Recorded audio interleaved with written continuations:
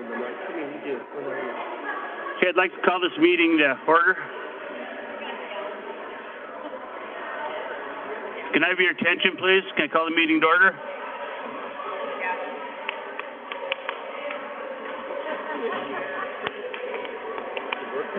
Can I please call the meeting to order? Thank you. All right, first I'll do a roll call. Is Trustee Ghetto online? Okay, so Trustee Ghetto is absent. All other trustees are here. Karina, has the agenda been posted according to open meeting law? Yes. Thank you very much. Pledge of Allegiance and Profile of a Learner, a Global Citizen. We have Ava Bailey and Lincoln Ritz from Numa Elementary.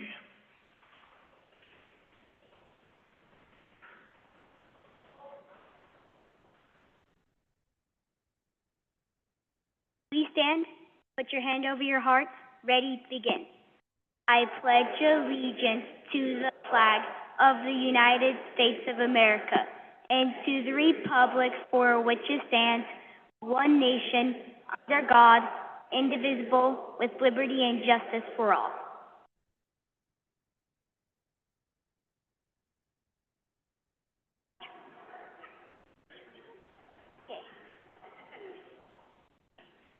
Good evening. My name is Ava Bailey.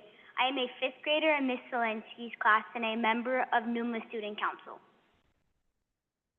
Good evening. My name is Lincoln Ritz. I am a fifth grader in Miss Johnson's class, and I am also in Student Council. This evening, we have been asked to speak about being a global citizen. This is someone who respects diversity and thinks of not only themselves but others too.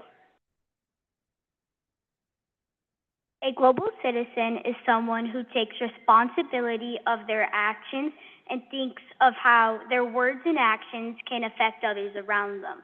It's also important for global citizens to accept the challenge of complex problem solving, not just in our community, but throughout the whole world. Thank you for letting us share our thoughts about learning to be a global citizen and problem solvers. We appreciate our teachers, the school staff, and our families that help us continue these qualities. Thank you guys very much. That was awesome.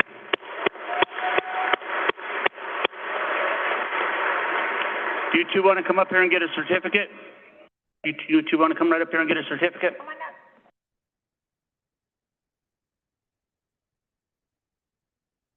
That was awesome. Great job. Thank you guys. You can pick some out of here too if you want. Pick something? Okay, yeah. Thank you very much. You guys were great. That's so great. Want to dig around? You see anything cool? You have a great day too. Thank you.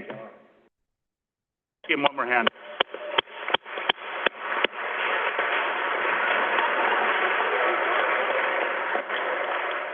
You should run for school board. Okay, moving on. That's kind of a hard one to follow. Public comment. Members of the public who speak are asked to state their name for the record and will be limited to a uniform number of minutes. Tonight that is 3 minutes. Board members may respond briefly to public comments but cannot deliberate on matters that are not listed on the agenda. For matters on the agenda, the board will conduct public comment after discussion of each agenda action item, but before the board takes an action. A summary of public comments will be noted in the minutes. Are there any public comments? Okay, seeing none, we will move on to review and adoption of agenda. I move to approve the agenda as posted. Okay, I had a motion by Trustee McFadden, a second by Trustee Whitaker. Is there any public comment on the posting of the agenda? Seeing none, all in favor? It is unanimous. Now we get to move on to the fun part, recognition. We have been asked tonight to please do 8th grade girls volleyball first. I believe that's Trustee Guerrero-Getch, right? Thank you.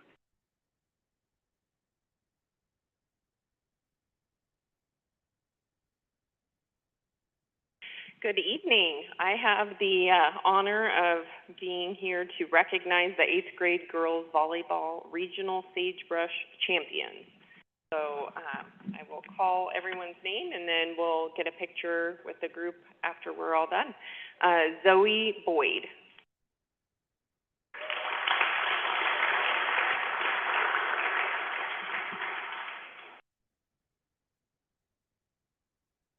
Darren Dakin.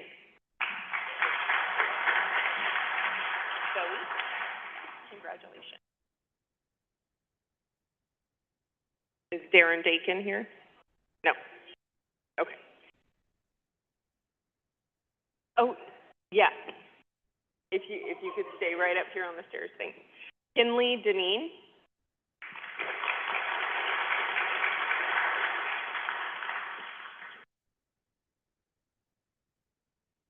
Hadley Dooley. Congratulations. Nora Elmore.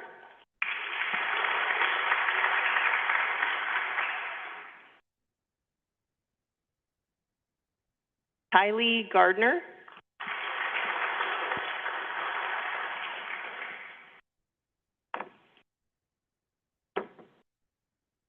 Ashlyn Johnson.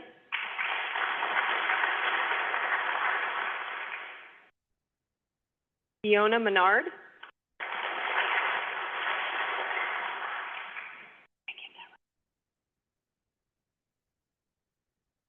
Eliana Moreno.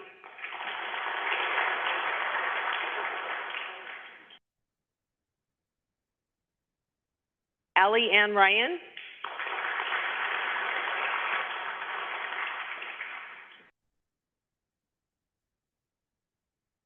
Cynthia Solis. Congratulations. Tinsley Steele. Not here. We have Emma Basturo, the manager. Not here. And lastly, we have Laurel Beach, also one of the managers. Not here. Okay.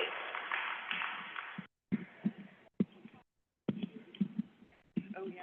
I'm sorry. Is their coach here this evening? No. Okay.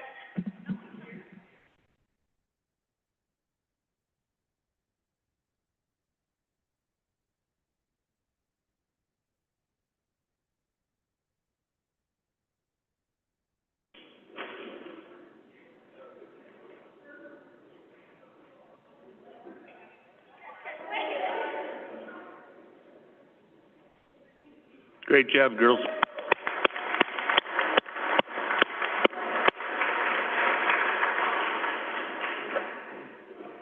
Let's next move on to Trustee McFadden and Trustee Bullock to do several awards.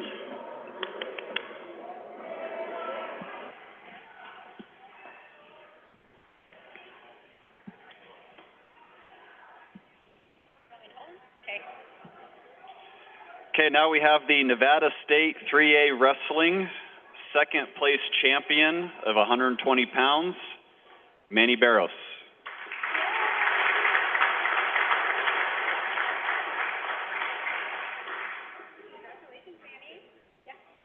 3A Wrestling four-time state champion at 165 pounds, Carson Melindy.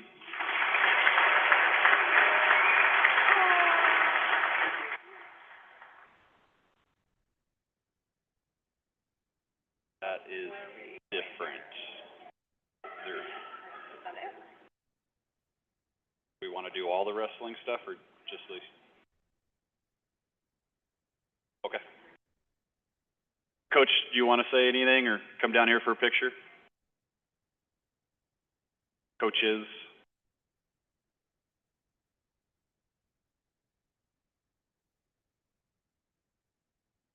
You only want the picture, or you want to say something? You can wait till the end. Yep, thank you guys for coming here tonight. Obviously, we had two of these guys place first and second in the state tournament. We also had three others take fourth. Manny taking second, had a phenomenal 4 years, ended up being in the state finals and capturing second. Obviously, Carson Melindy caught his fourth state title. He's the second person in Fallon history to win 4 state titles, and he's in a very small number in the whole entire state to do so as well. So if you know how much it means to win a state title, for this guy to win 4, coming out as a freshman, winning it, and then having that target on his back for 3 years and able to do it 3 more times, speaks highly of him. And his athleticism and capabilities, dedication to the sport. So, good job, guys.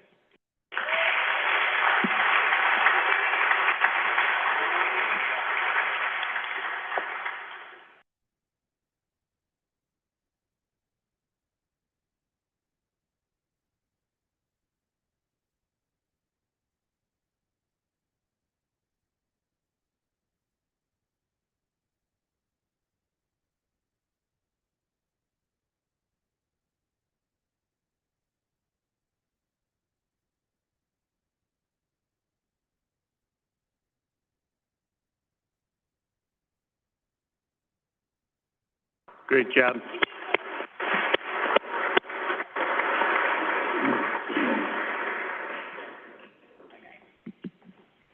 Okay, next we have the Academic State Awards, 4.0 Student Athlete Wrestling, Tabitha Broxelby.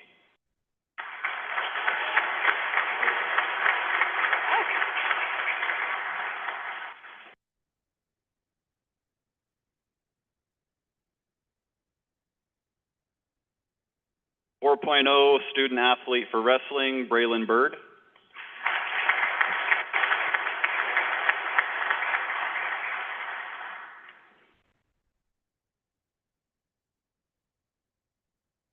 4.0 Student Athlete for Wrestling, Tommy Fitzer.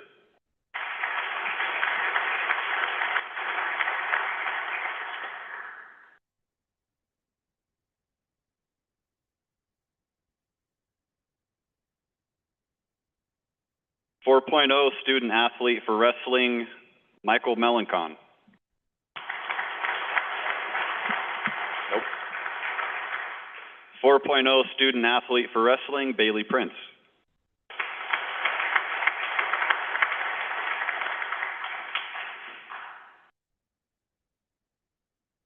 4.0 Student Athlete for Wrestling, Rio Segura.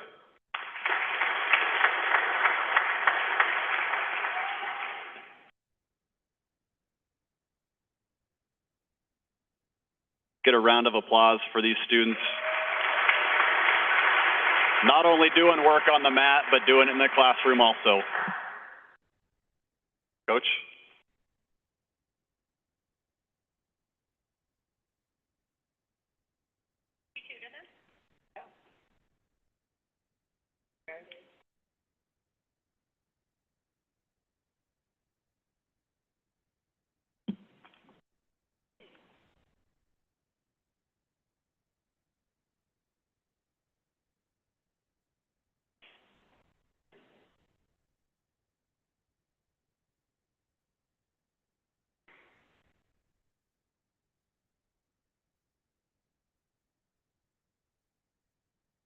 Great job.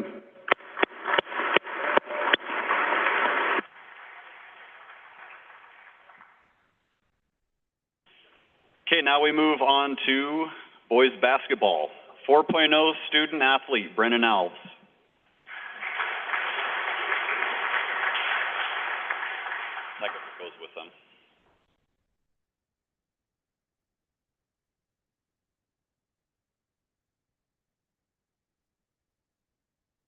4.0 Student Athlete, Blake Dinnan.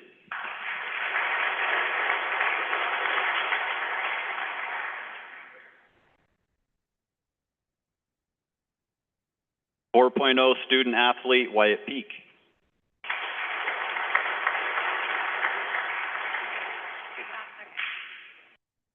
4.0 Student Athlete, Maxton Richardson.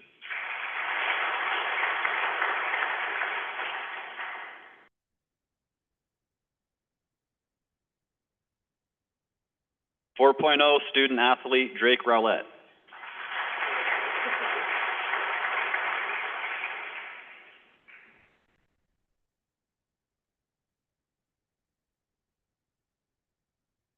'Do we have any coaches that want to say anything? Okay.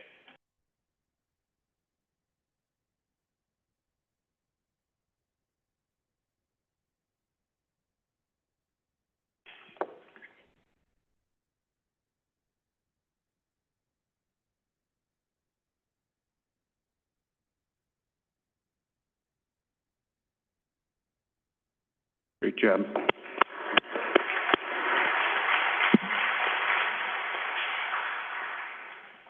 We're moving on to Trustee Whitaker, Trustee Blakey with girls basketball. I want to say a quick word about girls basketball. I had a chance to see several games, and you guys are in great shape. You played great defense. I have to say that in one of the games, you were up a bunch to 0 pretty early. And I looked at my wife and I said to my wife, I think maybe they should pull the press off. And she looked at me and said, are you kidding me? You would go up at least 20 more. And I think you guys did that.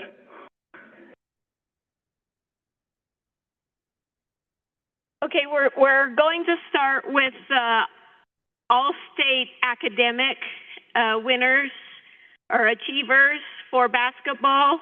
And the first one is Carly Stimper. Oh, let me place you there.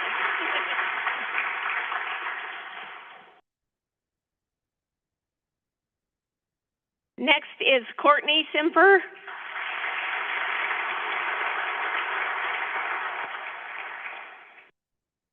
And then Kylie Simper.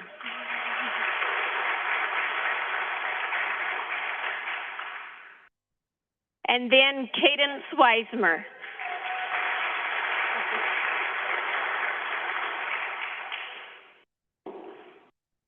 So is Coach Wickler here? Where is he? All right. Would you like to take a picture? Those are our academic all-state for girls basketball. All the coaches for girls.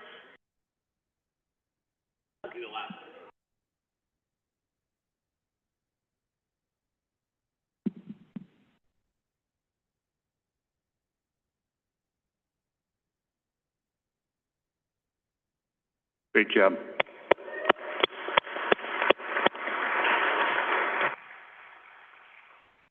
So as we support student athletes at Churchill County School District, we also want to recognize all of the mentors, teachers, parents, and friends who've supported these young athletes in their successes, and hope that they will continue to feel that support as they continue in high school and moving on to life after high school. And so now we'll recognize the state champions for the 3A girls basketball. Jada Anastasio.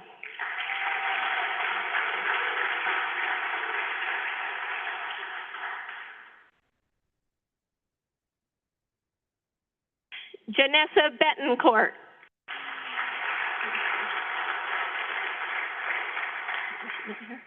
Amelia Bishop.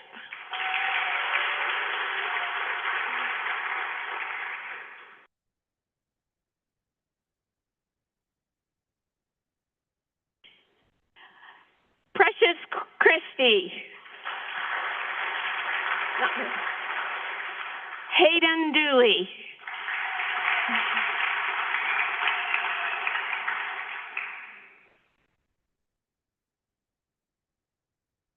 Kalia Downs.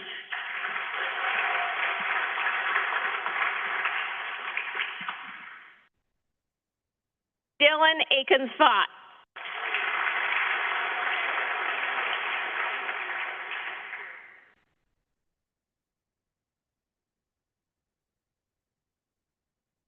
Lauren Goings.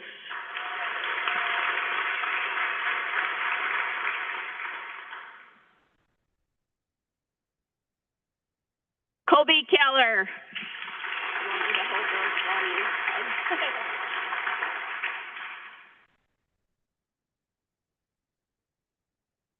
Zaira Miranda.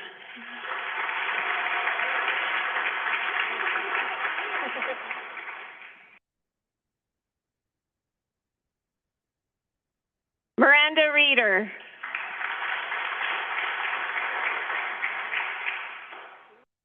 Carly Simper.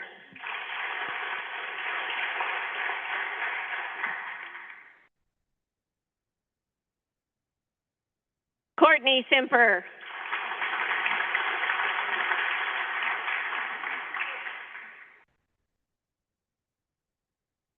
Kylie Simper.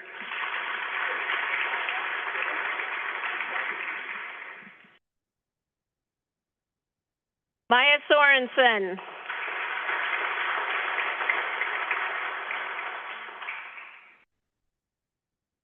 Cadence Weismer.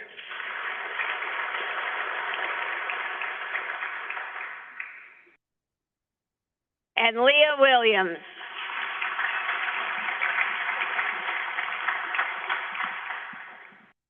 So this is where we like to have all the coaches for the picture for this one. And I don't know, Coach Wickware, if you'd like to say a couple of things.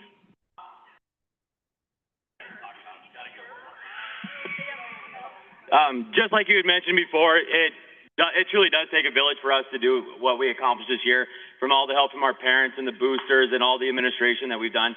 To be able to have a season like this, it definitely does take everybody to help us do that. So I'm extremely proud for what they accomplished this year. They got a little taste of it last year, and then they finished the job this year. Goal is to go back and do it again next year. I'm really proud of our seniors. I do have to give them their special moment here, because we started our rebuild process 4 years ago, and to see it culminate the way it did this year is pretty cool. So very proud of all of them, and I appreciate all my coaches for helping for everything we did. Just really proud of this group, and I appreciate all their hard work.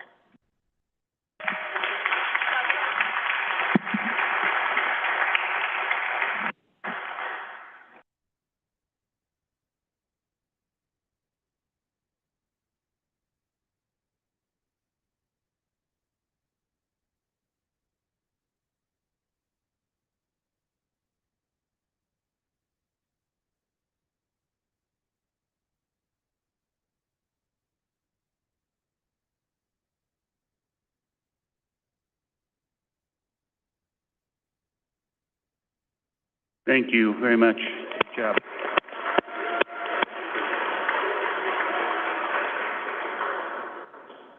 Is that it?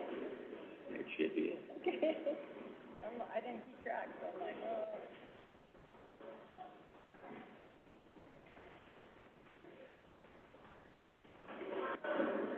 Give it a second.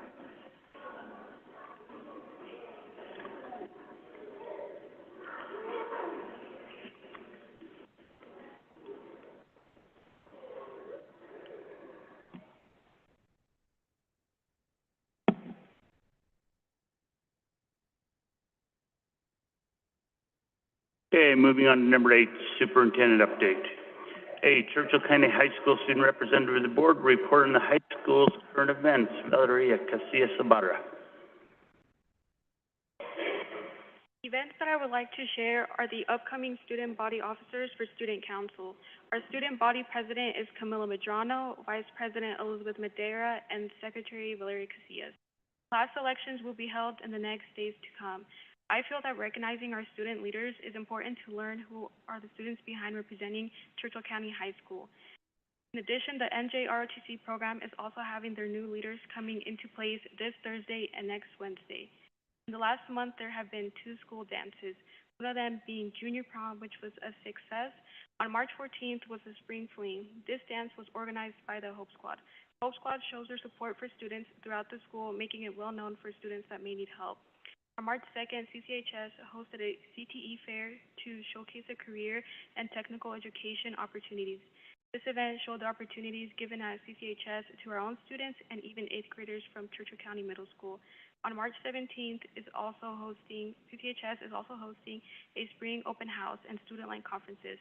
The open house section allows for incoming freshmen to view the school and seniors to receive information regarding end-of-the-year events.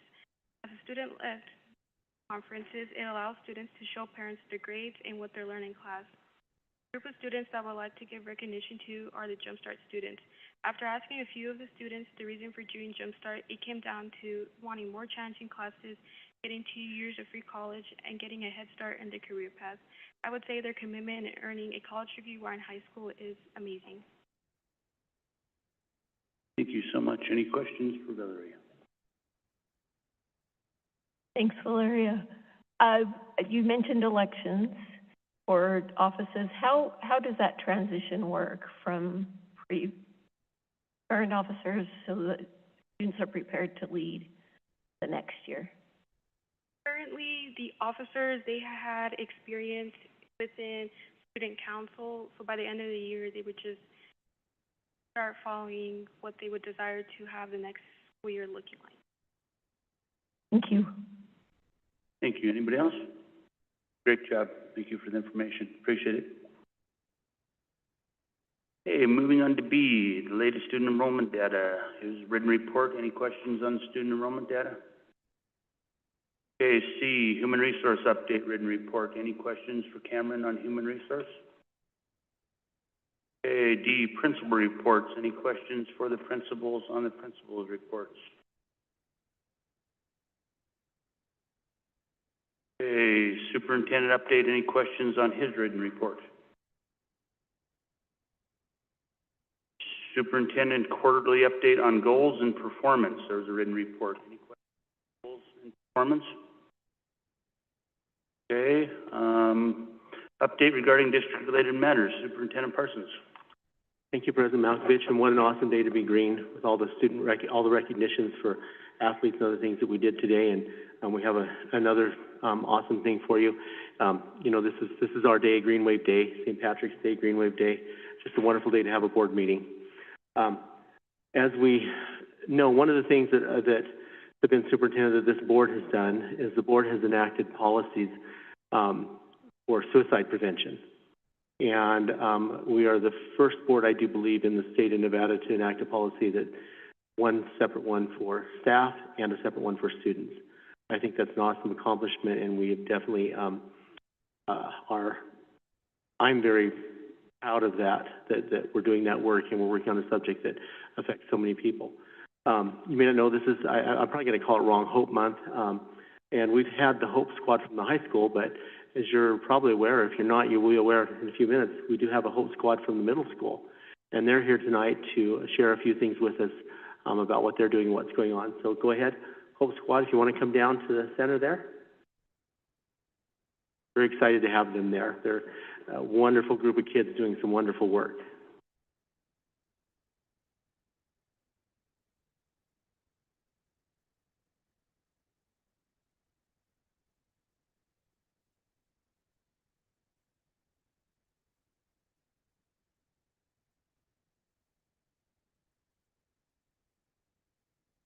Good evening. We are here on behalf of the Churchill County Middle School Hope Squad. My name is Keaton, and what Hope Squad means to me is how we take our time and dedication that all of our fellow classmates are happy and constantly have a smile on their face. My name is Piper Humphrey. Hope Squad is a group of volunteers who are willing to help their peers in times of need. Our mission is to ensure that every student is safe, smiling, and stress-free. We strive to build connections with our peers and encourage them to establish lasting relationships with our lovely counselors.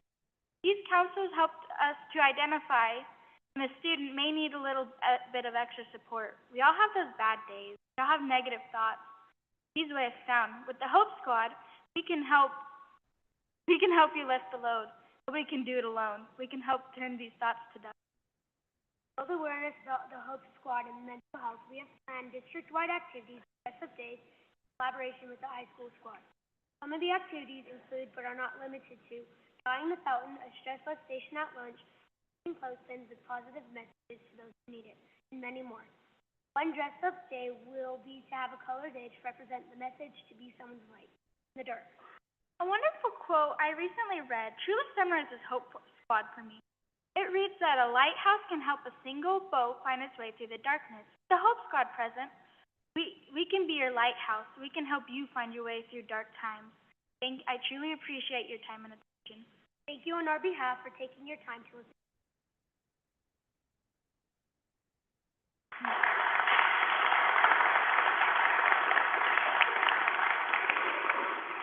That was awesome. Do you guys have any questions for them at all?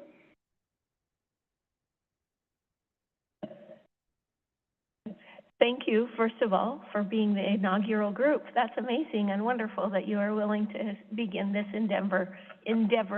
What has been the most exciting thing for you as you've begun the program? The most exciting thing for me is kind of just being, like, knowing how much peers need me, and, like, need help, and, like, how we can help them. I'd say probably having people, like younger people, be able to like come up to you and be like, hey, I'm having a hard time, because it can be difficult to talk to an older peer.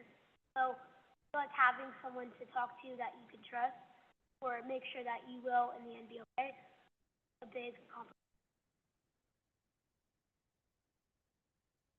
Thank you so much. That's wonderful to hear.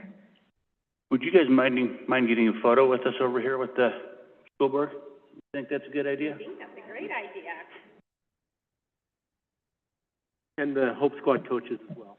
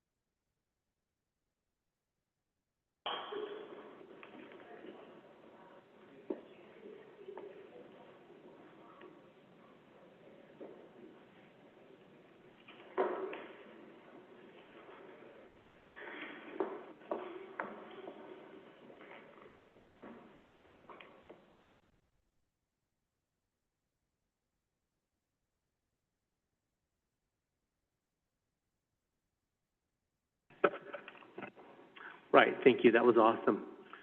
So now on to another point. We have another visitor with us tonight.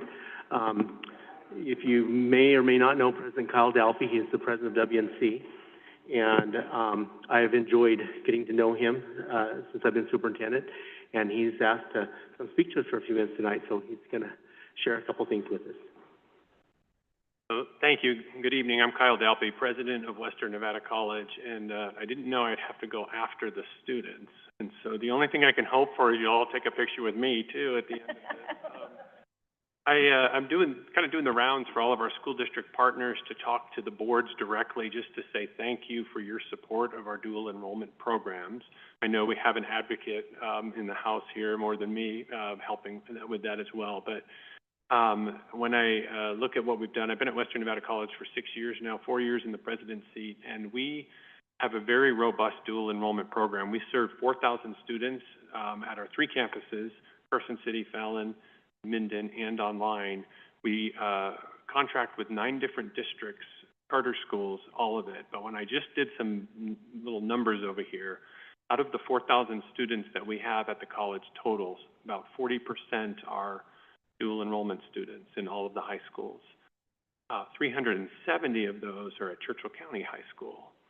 And when you do the math on that, that's about 23% total of our dual enrollment. Now, if you throw in the other schools in the area here, then we get up over a quarter of it. So it's a big impact. And so I appreciate that. I want to say thank you. I know work goes into it, the superintendent's office, the staff, the board's support of it, the money that's involved behind it. So thank you. I actually believe that dual enrollment is a much better option than AP. So if there's AP teachers here behind me, please don't throw something at me. Only because it gets students prepped into that college framework. It's not a take a test. My kids did the AP, so it's like get a 4 and 5 and maybe they'll take it. It gets them into that college mentality, gets them into college systems, gets them into college thinking, and then they're poised to go on and finish it. We also had last year 22 students who graduated Churchill County with a credential. Some of the districts I go to when I talk about it, they tell me that some of the kids who are taking college classes and the ones that graduate with degrees are not only the first in their family to graduate high school, but now the college. And so we've just leapt forward a whole social change, which is what we're here for. And so we have a very few staff at WNC, but we're doing the hard work of making it happen, and we couldn't do it without the support of boards like yours, staff of the superintendent's office, and so I just want to say I appreciate it. The one thing I will note just while I'm here too is that we are just within the last month kicked off construction for a $5 million project that will renovate the Pinion building on the Fallon campus to translate that into a allied health, primarily nursing. We're looking at scaling up our nursing program from 8 seats the next 5 to 7 years to 24. It does seem like a huge number, but it will help with rural healthcare. But that's the investment we're making on our campuses here, and so we appreciate we have private funding, federal funding, a little bit of state funding for that. So that campus will start to transform as we move forward, and we hope that more high school students and general population students take classes there. So with that, I appreciate it, Superintendent, for letting me take a couple minutes of your time, and I appreciate the board's support. If we have any questions or comments, we got President Dalpy here. We might as well go a little bit more at him. I just wanted to say thank you so much. I have one daughter who took advantage of a lot of those courses and received dual enrollment, and it is a huge advantage to our community. And I love to see that things are growing and investments are being made for the nursing school. I know that's very important here, and trying to get medical professionals and training and stuff in the rural communities is very important. But I just wanted to express my appreciation and support for these programs, because they also, one thing that wasn't mentioned, save families a tremendous amount of money. And so although my daughter didn't do the Jump Start program, she had like a year's worth of credits already taken through the dual enrollment, and it was a tremendous help. So that's also a benefit. So thanks again for the investments in Fallon. So President Dalpy's my boss by day, but tonight he's not my boss. So I have questions about the potential for any partnerships with education classes to help us grow our own in our education, in our teaching pool. So again, Kyle Dalpy for the record. We were looking into that. The education classes have to be a pathway really to a four-year institution, although we have looked at how to do a four-year degree. So trying to work on that and launch that. We are also looking at different bachelor degrees, not in education, but just as right now, looking at Bachelor of Science in Nursing, and a couple others have bubbled up. Since I jazzed up the campus, you probably got the email where I said, we need more bachelor degrees just to provide access in rural communities. And so the education one's a little bit tricky because of all the requirements around it, but we have looked into it. And something will emerge there, if not just more classes.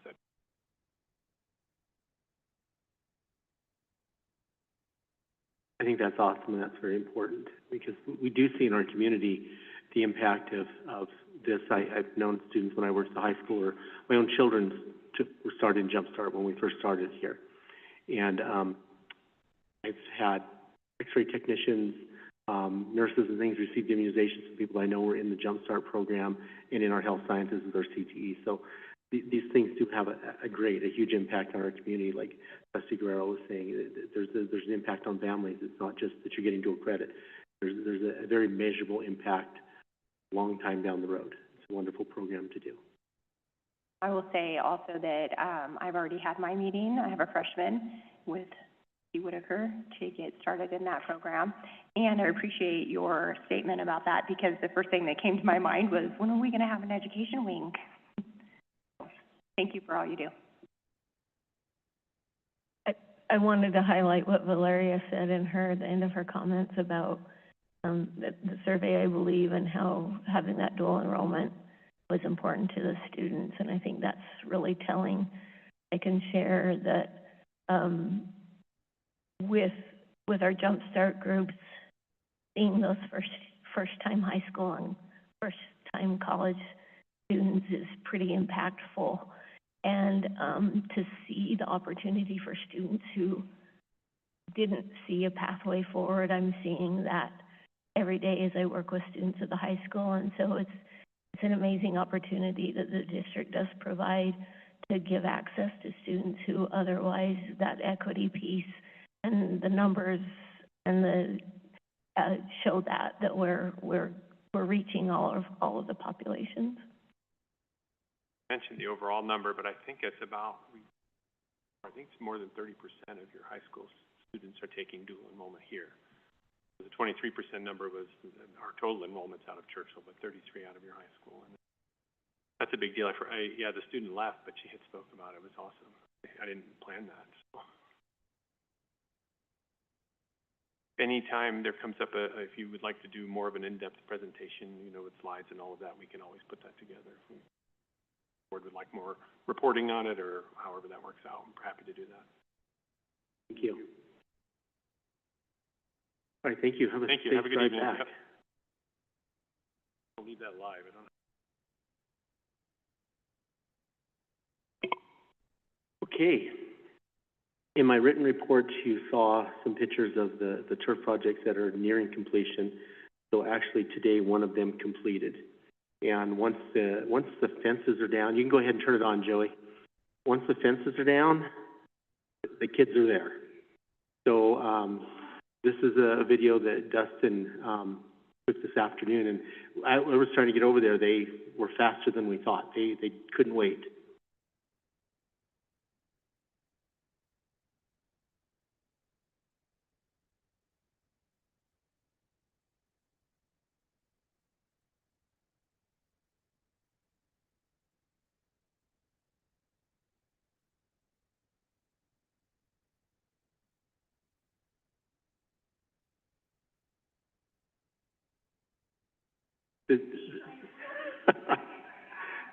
So, had you been at EC Best about 1:30, that's what you would have seen. It was scheduled for 2, but the access got granted quicker than we thought.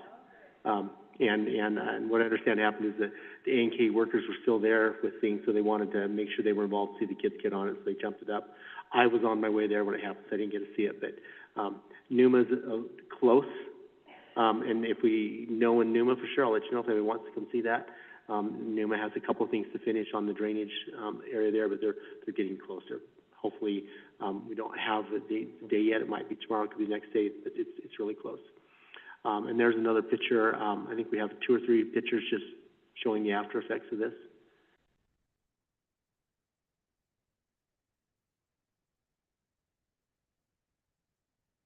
Or on Facebook.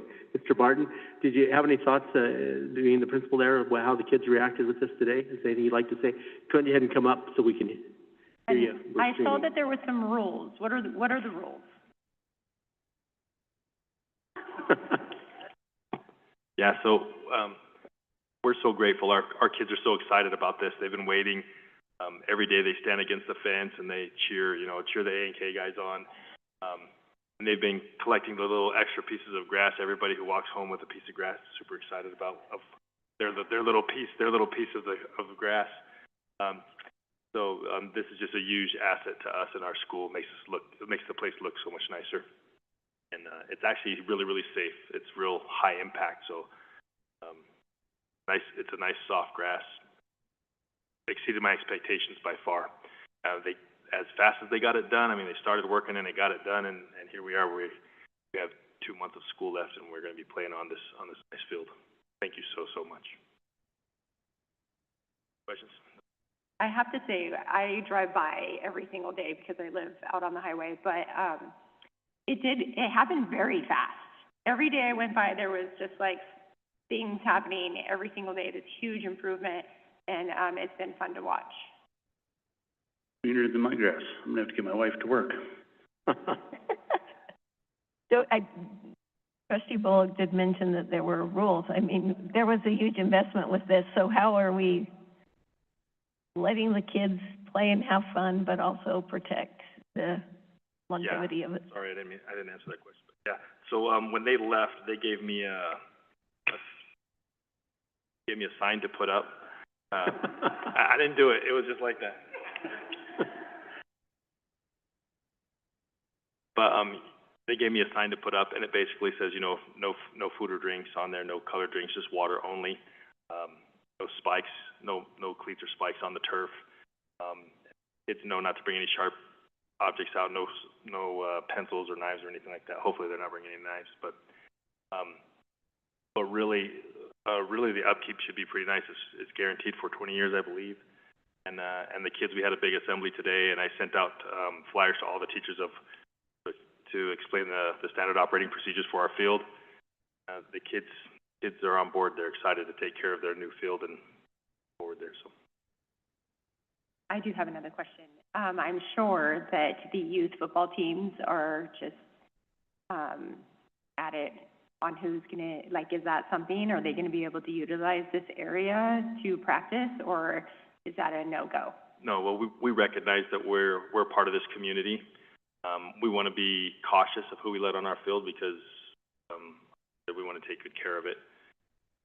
Yeah, but it's a community field. It's a community school, and we support our programs, and so they will still be able to put in use requests, which the building site administrator will determine if the request, granted or not, and different things. And then, but they would, with that, we probably need to develop a set of things for them, the expectations they have to do with any group that wants to use the fields, definitely. But they will still be able to do that as with any of our facilities, and a request for that. There will be some difference because you can't drive things into the turf. So like, let's say you're playing soccer, soccer we use the cones. Cones are fine, things like that, but you can't drive things down through it. But you can put things that are weighted around and hold them in place. So there are some differences with it.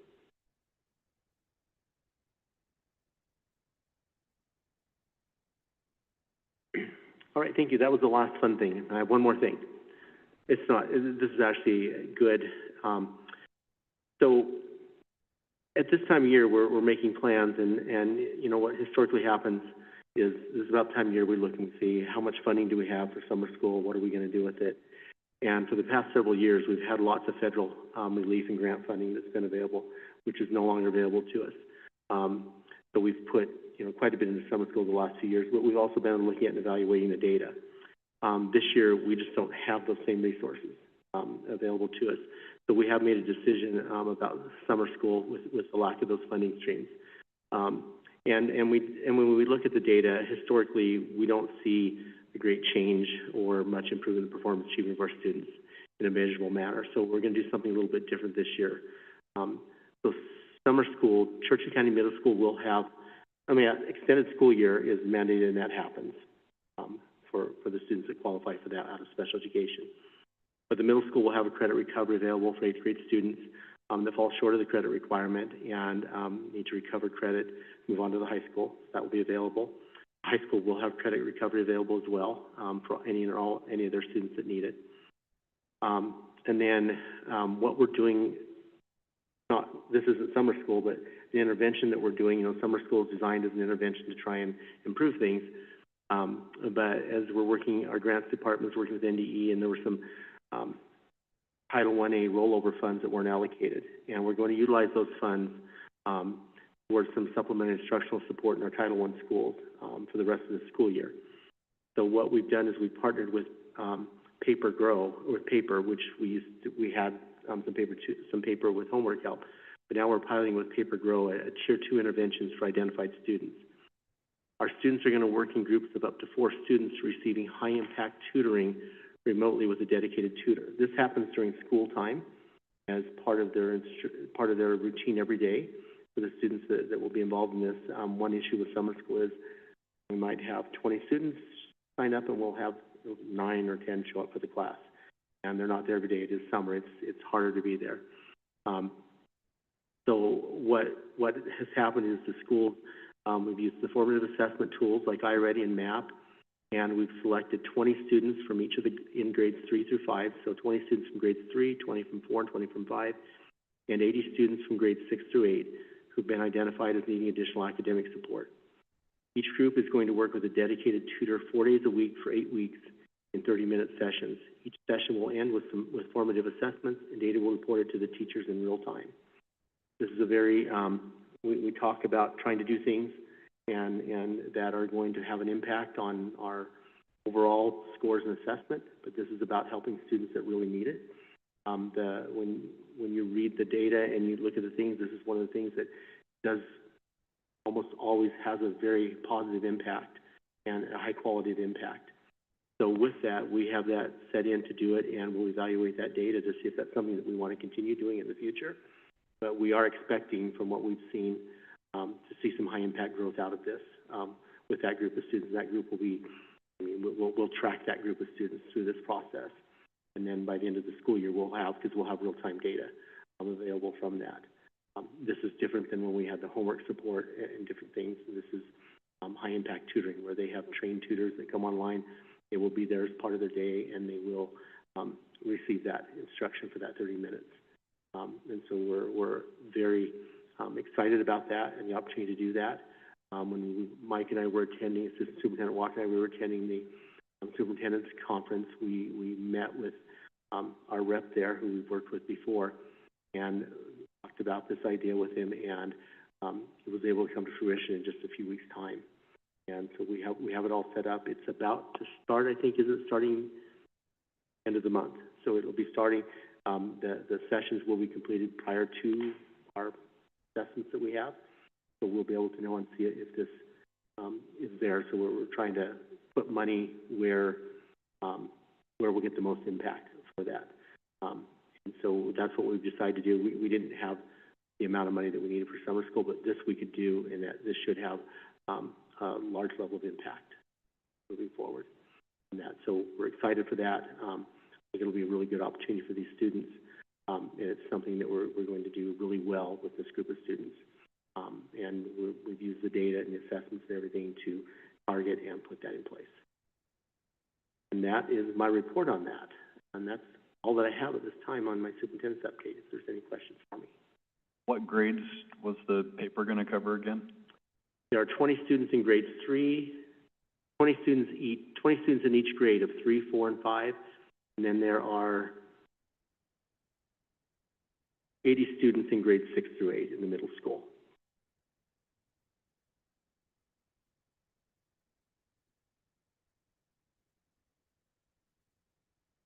Then you will come back to us showing the growth in every... We will report back the data on what happens with this, with these students. Any other questions for Superintendent Parsons? We'll move on to business service update. A, budget actual report. Any questions on the written report? B, business service update. There was a written report. Any questions on the report? Amanda, do you have anything to add? Nope, nothing tonight. Okay, perfect. Moving on to 10, upcoming board events. As you can see, that's filling up. Any questions on upcoming events?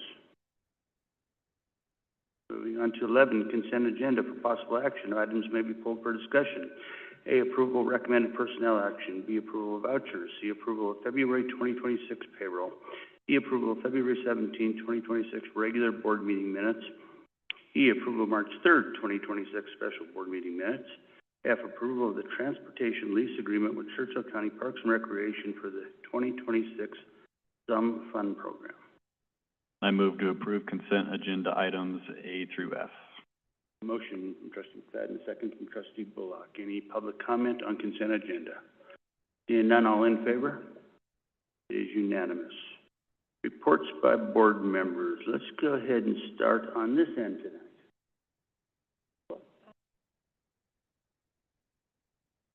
Well, I think that this last month I've just been still, like every month, stuck in a gym, a wrestling gym, because that's what they are to me. And we've had some youth regionals and youth state here at the Raptor 3C.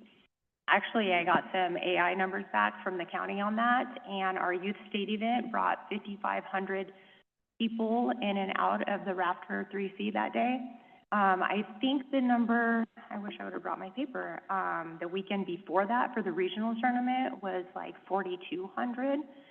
So for the state tournament, that was 2,500 people from out of town, it said. So that was pretty awesome. It was pretty packed in there if anyone here made it to that event.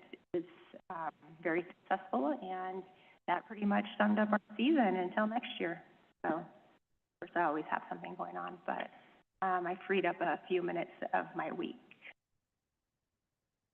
That's it for me. Forget. 2 weeks ago, I was able to join Ann Smith's outdoor adventure class on their field trip to Chickadee Ridge, and it was wonderful because it was pretty shortly after we had the big storm, and the sun was shining. It was nice weather, but before it got too hot. So it was really wonderful to see how organized and well-run everything was. I was very impressed with how quickly these students got off the bus, got their snowshoes on. Nobody complained. Everyone was excited and participated, and a lot of the kids, fed the birds up there, and it was a really beautiful day. And just want to commend Coach Smith and all of the teachers like Lance Latin and Miss Orolfo and a few others who helped out that day, because it was a great success and a really fun thing to see. Thank you. Trustee Blakey. Yes. I've been working with Assistant Superintendent Walker on creating a recreation policy for ChurchillCSD outdoor program. We've also been in contact with Garrett from the state. This is also part of AB 501 that was created that we need to do, and we've been working on getting it into a policy, so the committee will be seeing it eventually. And then I also attended the Churchill County High School and Middle School tier choir concert. The students did a great job. If you have not been able to catch one of those, you really should, because that department is stellar from middle school all the way through high school. So yeah, check that out. Thank you very much. I did have the opportunity to attend the state girls basketball game, and that was an exciting game to be at. And I sat by a gentleman who refs in the South and talked about the team that we beat, Mesquite, and said that they had handily beat every team, much like the Green Wave had. But so it was great to be able to see our girls have the mental resilience and capacity that was definitely required in that game to beat another very good team, and so that was exciting. I attended the CCHS Career Fair. The 8th graders came to that as well, where there were multiple vendors, workforce and career development, and so attended that, see the kids come through.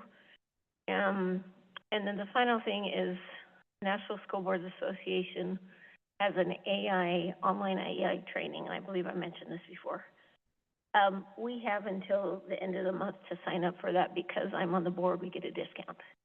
But we only have until the end of the month to sign up for that. If you're interested in doing that, I will get that information, Karina, who will then share it all out, so that if you're interested, you can sign up for that and participate in that. It does come with a certification of sorts. I'm working with Rick Harris to see if it can count toward units for the certification. Thank you. Trustee McFadden. Not much from me, other than it's negotiation season, and I've attended the classified negotiation session. But NASB will have a delegate meeting on Friday, so I will be reporting back how that goes. First of all, Trustee Whitaker, thanks for sending me the score when I was in Vegas of the game. I've been to so many meetings, I don't even know if I reported on this, but I'm going to give it a shot. Just bear with me. I'm getting old and a lot of meetings, so. That's not how I felt. I did attend the board president's meeting in Las Vegas, and I think I can say is thank all you guys for being real functional.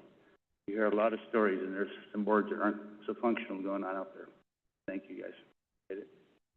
We need to make it rougher for you. Yes, please. Sorry, this applies to, I think, there's one thing that I forgot to add. I wanted to remind the board, not remind, but let you know. So next Friday is our Professional Development Day, March 27th. And if any board members would like to attend, the first part we have Speaker John Beatty is his name, and he'll be speaking to our staff about goal setting and perseverance. in the high school auditorium, and that starts at 8 o'clock for the welcome. So like a 7:45 arrival would probably be good. And we're going to start 8 o'clock, and so he's the speaker coming in. He will be presenting at the high school to the high school students the day before. So it's an awesome thing, and the coalition is helping us with that, to do that. So that's wonderful. And just one other quick thing about it is during the day, the food truck from the high school is going to have its debut, providing some snacks and things for staff during the day.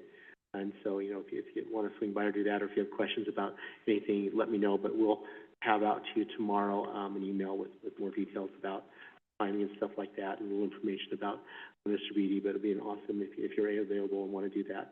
It is our professional development. We do have the day planned out, and there are a few people coming in from RPDP and that. And a lot of people, Mike Walker and Linnell and Jennifer and Kat, there have been a lot of people who have been working on stuff to get ready for this. But I really want to thank our teachers who have stepped up, and we have a lot of teachers. The classes will be taught by our teachers that have stepped up and presenting and doing things to help improve there. So it's going to be an awesome day. We're just very excited for it on the 27th. So I didn't write that down. It slipped my mind. There we go.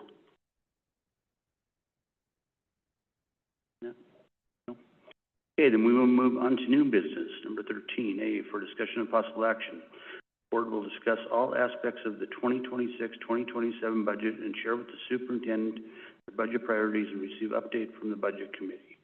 Senators Darrell Parsons and Amanda Ham. Thank you, President Malkovich.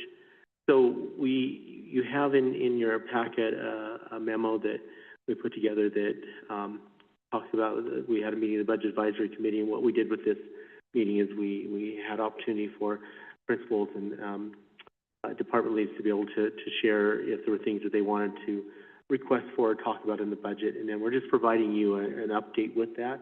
The committee did determine a lot of them, not all of them, but if they wanted to call them a high priority, medium priority, and they know that this information, that any request, there's no guarantee they're in the budget. So how our process works and how with our policy and procedures that works is the Director of Business Services, our Comptroller Amanda, and the Superintendent were responsible to bring you a budget at another meeting that has things in it to balance out.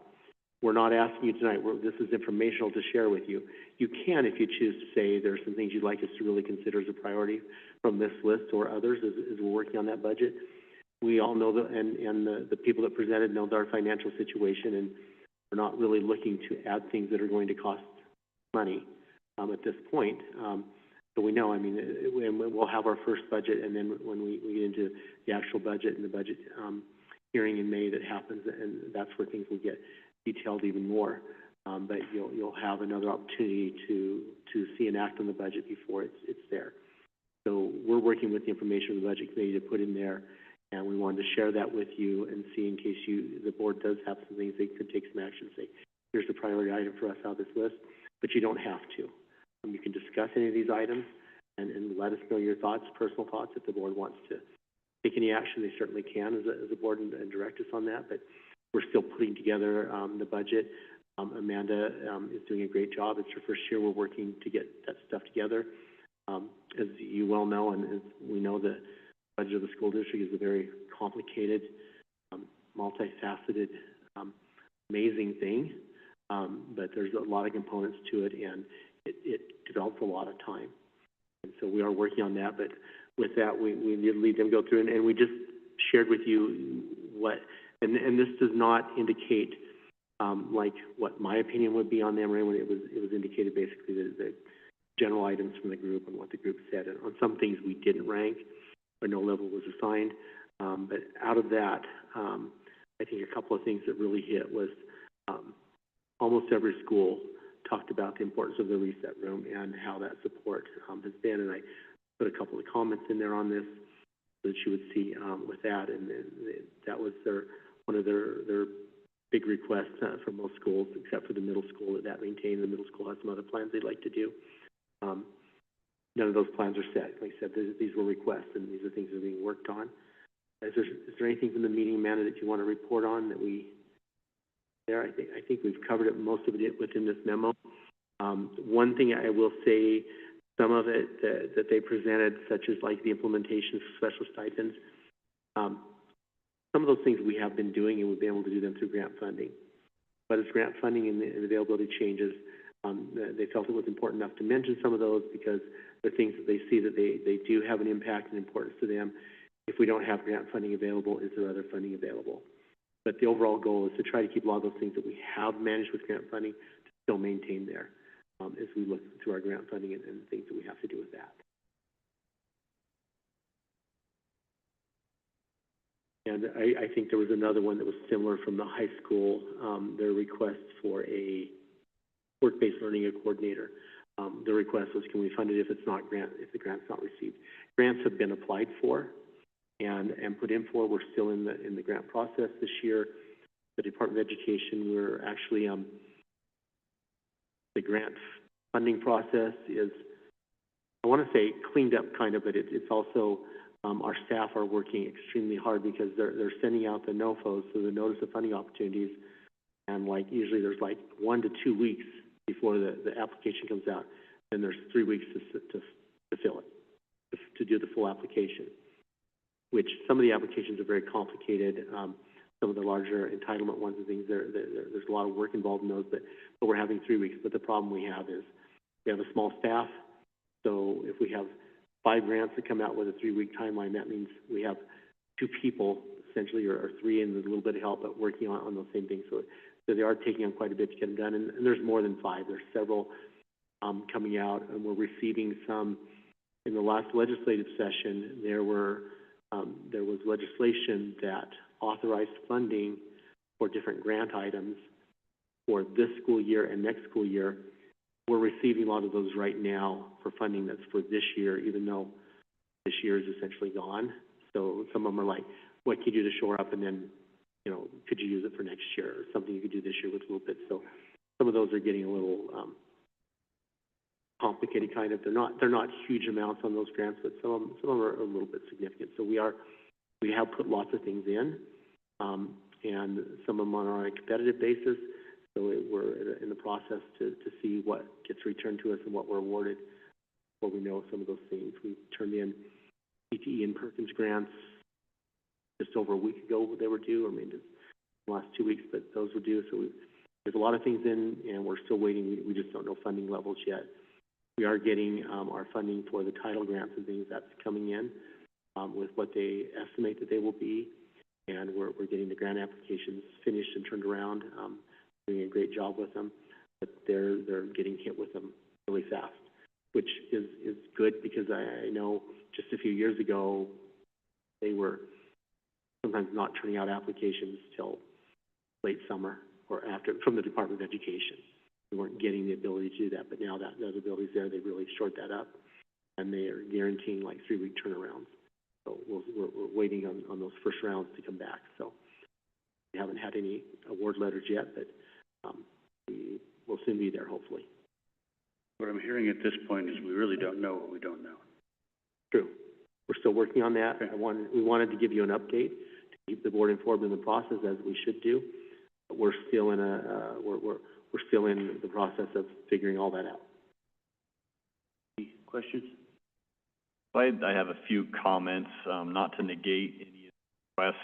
I see everything on here student-centered and valid. I would just like to personally advocate for a few of them. The implementation specialists, I think that is imperative to have those subject matter experts that can coordinate and facilitate the PLCs, and also be the site level expert as we're rolling out, implementing new curriculum still. Next one I see is music. I know that music and art is always one of the first subjects to get cut when budgets get tight, and it's just so important for the kids and their creativity to have access to music and art in the classrooms. Lastly is the work-based learning coordinator. I've spoke out about this position in the past. This is extremely important for our high school students, to have someone that can go around, speak to every junior, every senior, get their career paths, help them prep for interviews, get them closed for interviews, place them in jobs. This position is extremely important.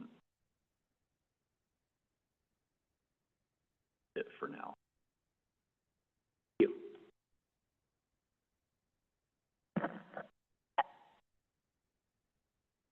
I don't want to discount that any of the requests,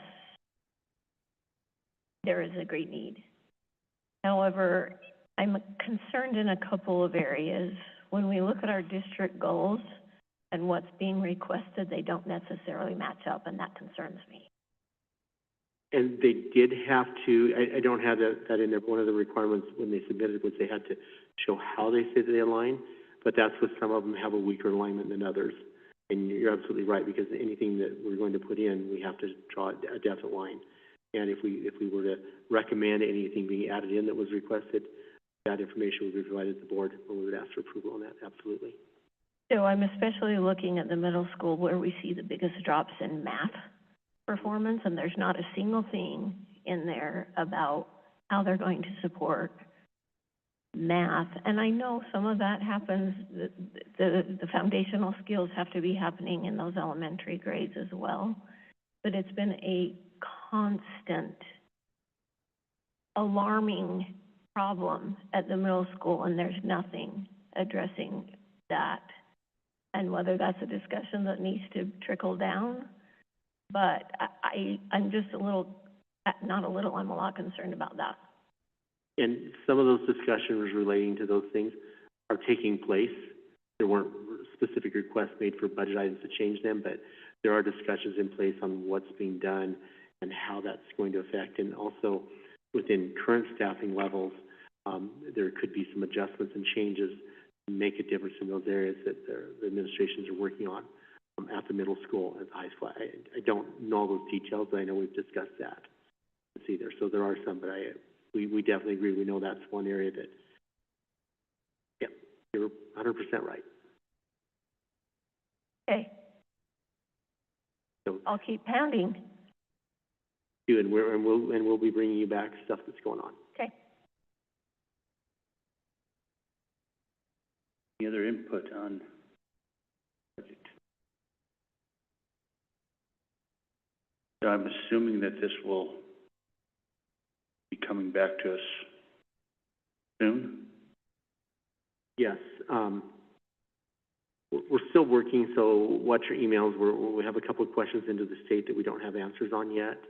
I don't think we didn't get an answer, did we, this afternoon? Department of Taxation on a couple of things. So right now we're scheduled for a special board meeting on May 31st to look at this.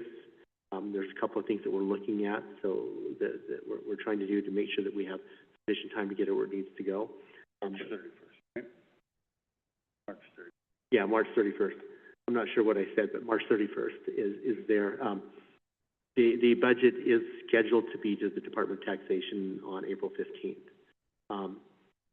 So I think what we're hoping to do, honestly, is we're hoping that they'll let us turn it in April 22nd. 22nd. If they agree to that, then you'll have full and better details for your April 21st meeting, and that will negate the need for that March 31st meeting. It's just simply to do with the time that's needed to throw a budget of this size together, and with everything that the business office is doing great. This is a huge undertaking, and it's a first-time process. So we know we can have something together to bring to the board on the 31st, but if we have till the 17th, it will be even better for the board, is what we're looking at. So that's what we've been discussing and seeing. We've tried to get an answer. Once we have an answer on Department of Taxation, we'll know which way we have to move. But right now, it's Amanda's been putting all hands on deck. It's getting it done as quickly as possible. But as she explained the other day, in this process, once you learn one thing, then you get to a point, and then you have something else she has to learn. So it's not just putting the budget together, it's learning how the system works and getting all that working in the system. So we are making very good progress, and I know that the numbers and things that we have in there, things are very good. information is solid. We just want to develop as fully as we can to the board. And the budget is, when it comes back in May, there's a 3-week window where we have a budget hearing scheduled for May. That's the budget gets submitted to the Department of Taxation. The first one that we submit is to show that we're in the process of developing. It does have to come to the board for discussion before it can be submitted. So, like, we're not at that point where we have enough information for the board. But it has to come for discussion. Doesn't have to be approved by the board to go in April, but it does have to have discussion. And so it's not necessarily a budget hearing like we would do in May, but it has to have discussion to go in, and then it's submitted, and then it has to be approved by the board, the budget by the in the May meeting to be submitted by June 1st, Department of Taxation.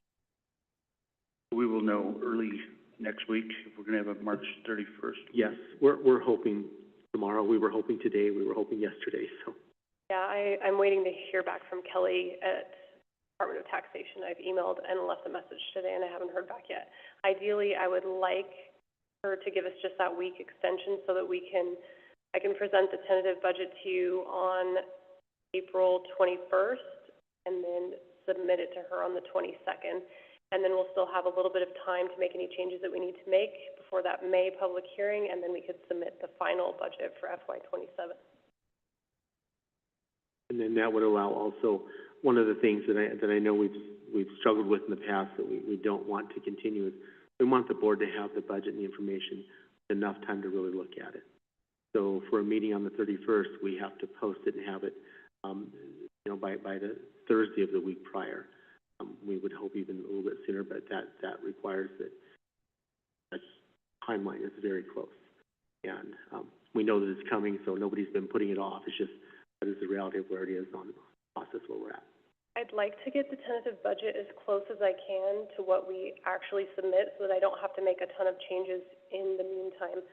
And when I do give you the tentative budget, I'll probably just give you another document that just summarizes all the things from this and discussions that we've had that have been added or taken away. Because when you're looking at that budget, not line by line, you can't see that, oh, we've added $20,000 for safety equipment. So I'm going to try and come up with a summary document so that you know what's been added, what's not there anymore, and kind of a brief synopsis of what's basically changed. Thank you. Any other questions? I'm assuming we're just going to do nothing on this tonight. We'll move on. Right? That's the recommendation? Okay. I want to take about a 5-minute break. Okay.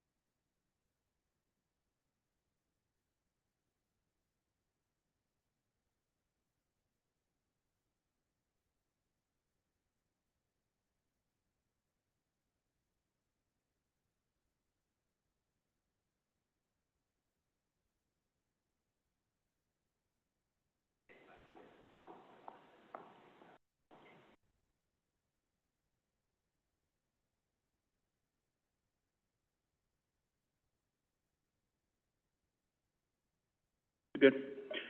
Okay, we are gonna move on to, B, for discussion and possible action, the board will select 3 board members to work on and submit award nominations to the Nevada Association of School Boards. And that's under me, so I'm looking for 3 volunteers. This committee, it's a rewarding committee, but it takes time. It is one that you have to put some, you can't think you're gonna do it in a couple hours. You gotta get letters, there's more to it if you wanna do it right. So with that said, I mean, Amber's not here, so that's really not fair to pick her as the first one. I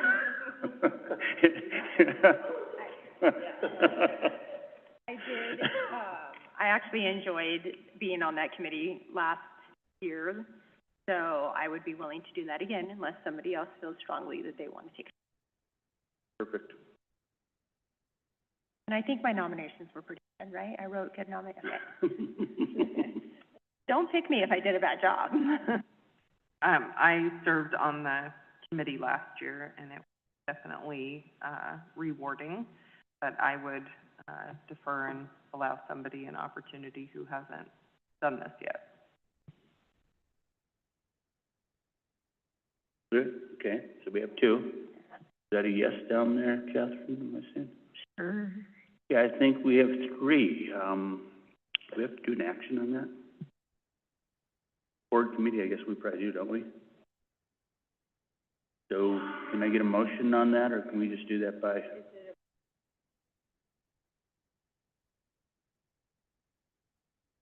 We need a motion, I don't know. That one is a board committee. Let's just do a motion and vote just to make it simple.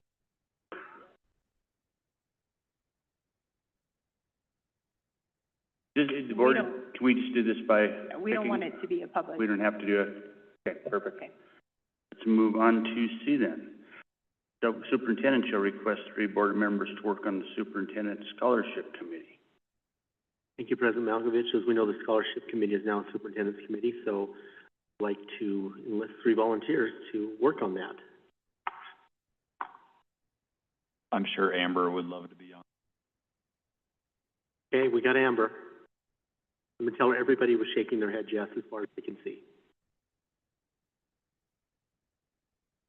I don't want to be jumping at everything because I think that's, but it is actually, it's a really hard committee to be on. It's really hard to go through all those and have to finalize how many people you're going to do it or how many people you're going to select. So, I mean, I'm willing to do it, but again, if there's somebody who feels strongly about it, Trustee McFadden, like you.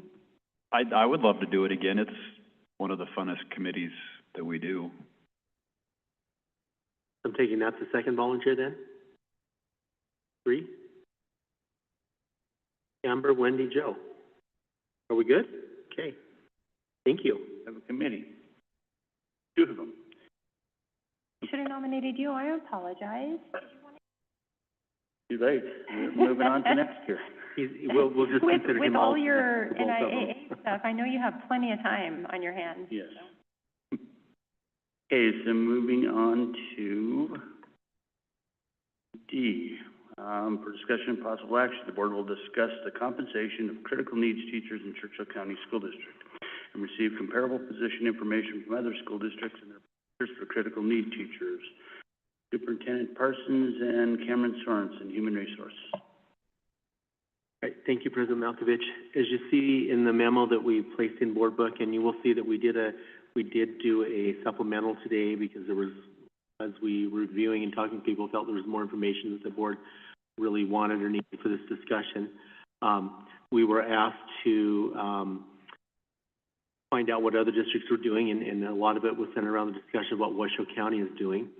And so what we did, and Cameron reached out and was in a meeting with several other rural counties, and what they expressed to him is critical needs teachers are just paid at they're paid at the rate, same benefits packages as a regular teacher that's not under a critical labor shortage. They work the same number of days, and they place them at the same salary placement as the employee was prior to retiring, so on their last year of work where they were placed. And they are doing, as we are trying to do too, reducing their focus that they're trying to place on reducing the number of critical needs teachers employed by recruiting and hiring other teachers to fill those positions. Washoe County, we have there, they have taken a different approach than other districts to fill the vacancies. And so the italics is what we received from Washoe County. And basically, starting in the 25-26 school year, they changed to hire each individual returning as a retiree under the critical labor shortage designation as a guest teacher. So they compensate them for their experience at $400 per day. And in this context, the rate is far above the standard guest teacher substitute teacher rates. So their standard rates are $143 for short term, $171 a day for long term substitutes. They determine that salary based on the average teacher salaries in Washoe County School District, rounded up to be slightly above average in recognition of their experience. They also they put those individuals no longer eligible for benefits on medical, dental, or vision plans, which was similar to their other guest teachers, and they're granted 1 sick day every 30 days of service. They implemented in May of 2025, before the end of the school year. They communicated to everyone what they were doing. And so they notified the principals of the change. The purpose primarily focused on hiring individuals who may be less experienced but will potentially have a longer career. Washoe County School District, and were not dependent on the critical labor shortage designation. They explained to the principals that before they could bring back a retiree, they needed to completely evaluate and disposition all applicants to their positions and provide that information to Human Resources. And they also point out that it is a requirement under NRS and PERS guidelines that the district not prearrange the return of a retiree in a critical labor shortage position, and for them, they had to continue to recruit for all positions or for positions that have been designated as critical labor shortage. So, for example, within our district, so if somebody is retiring right now, we can't say, all right, we want to bring you back as critical needs teacher, critical labor shortage. That's a violation of NRS and PERS guidelines. The directive from me has gone out to the superintendents, the same as last year, that you will not be allowed to hire any critical labor shortage teachers prior to July 1. And that does require prior to hiring and superintendent's approval. So that information will be shared with the superintendent. We'll have to approve any critical labor shortage hire teachers, because July 1 is a new year, a new fiscal year, and things, and that's really what their intent was. In July, it's starting to get very much more difficult to fill positions. There are extreme shortage of applicants. We could argue that it's sooner that we would need to do that, but that's the timeline that we had last year that we've also put in place this year, because that is our goal. Our effort is we do want to, not taking away anything from critical needs teachers. They're great, they're there, but our goal is to not hire critical needs teachers, because we want to have teachers that we aren't on a year-to-year contract, that are part, and it's like they fit in there a long term, because we're trying to develop and train our teachers up. They also point out additional benefit allowed them to assign these individuals to any subject matter. So with the critical needs, critical labor shortage teacher, they have to be licensed in the area that they are teaching in. So if you are licensed in secondary English, you may only be a critical needs teacher in secondary English. And as we know, that the board, this board designates critical labor shortage areas of need every 2 years. But what we do it every year, but what we designate this year, that designation will last for 2 years. So there's a different set that comes this year than will come next year, depending upon need. So this year, we will have some positions that will, if they're open and we don't feel like we can fill them, then we will bring it to the board, ask the board to designate them as critical labor, and then we'll notify PERS of that designation. This board gets to make that decision if positions are designated, and we do have to, in order to designate them as critical needs, we do have to show that we've been recruiting and explain why, and have to provide evidence to PERS of the time that we've been recruiting and all that kind of information in order for them to be designated as critical needs. Once they're designated, it's good for 2 years. But there's a process that the board has gone through every time to do that. And it has been, and there's a different set every year, because the first time we designated critical needs, there was a different set of needs, and then the next year there was another set of needs that weren't covered under the first designation. That's why it's done every year. They also said by not providing their benefits package, they saved approximately $12,000 per person per year. In addition to the salary savings by reducing the salary on a daily rate of $400 a day. They did consult with retirees to provide them information on Medicare or paying the premiums directly for the Washoe County School District plan. And they also told us that for clarity, CS substitute teachers are not represented by an association, bargaining unit, or negotiated agreement on the definitions in their collective bargaining agreements. That do not include individuals paid on a daily basis. So the guest, in Washoe County, the guest teacher position is also an approved critical labor shortage position in accordance with NRS. They also told us that as a result, they hired 106 retirees in critical labor shortage positions in the 24-25 school year, and only 42 retirees in the 25-26 school year. That occurred due to some employees choosing to defer their PERS distribution and return as full-time employees in favor of securing health insurance. They were also able to hire an additional 60 teachers that shortened their need for critical needs or their guest teaching position. We also included what we do in Churchill County School District. So we don't authorize until prior to July 1st. We require to demonstrate they've completely evaluated all applicants prior to considering critical labor shortage teachers. And just so you know, in past history, if there is an applicant they have that is not hired, that principal at that school has had a conversation with me before they're allowed to do a critical needs teacher, and we've fully vetted that applicant that they chose to not hire. We are concentrating on our efforts on recruiting and trying to fill our positions with the goal of no longer needing critical labor shortage teachers. We said we value their experience in teaching, but we realize at the same time they're a short-term, one-year fix on a much larger problem. So we hire them as one-year employees. They're assigned a new hire date and are hired on a one-year contract. They're placed on the salary schedule in the same place as they were upon retirement. Almost all are at the very end or close to the end. They receive the same medical and sick leave benefits as other teachers. There's, however, a difference in the PERS benefits. And in the supplemental document that was put out today, you'll see a comparison with that, and we'll go to that in just a moment. But our critical needs teachers are given a choice, and it is my understanding that we were required to give them a choice. We're still trying to find out more because there's little guidance, but lots of information sometimes that we're getting in different places. But we set up a 403B with our employees, and so they're able to receive a 6.25% payment into a 403B account that the employee must set up. This is the same amount the district must pay if the Social Security option were chosen. So if a critical needs chooses option 2, Social Security, then they pay an employee portion of 6.25% that's removed from or taken out of their salary, and the district pays an additional 6.25%. So either option of the 403B or Social Security costs the district the same amount. We pay our 6.25% either way. We're either just paying it into a retirement account for the employee, or we're paying it into Social Security. PERS, if PERS were chosen, and no one has chosen PERS, a 36.75% would be paid into PERS.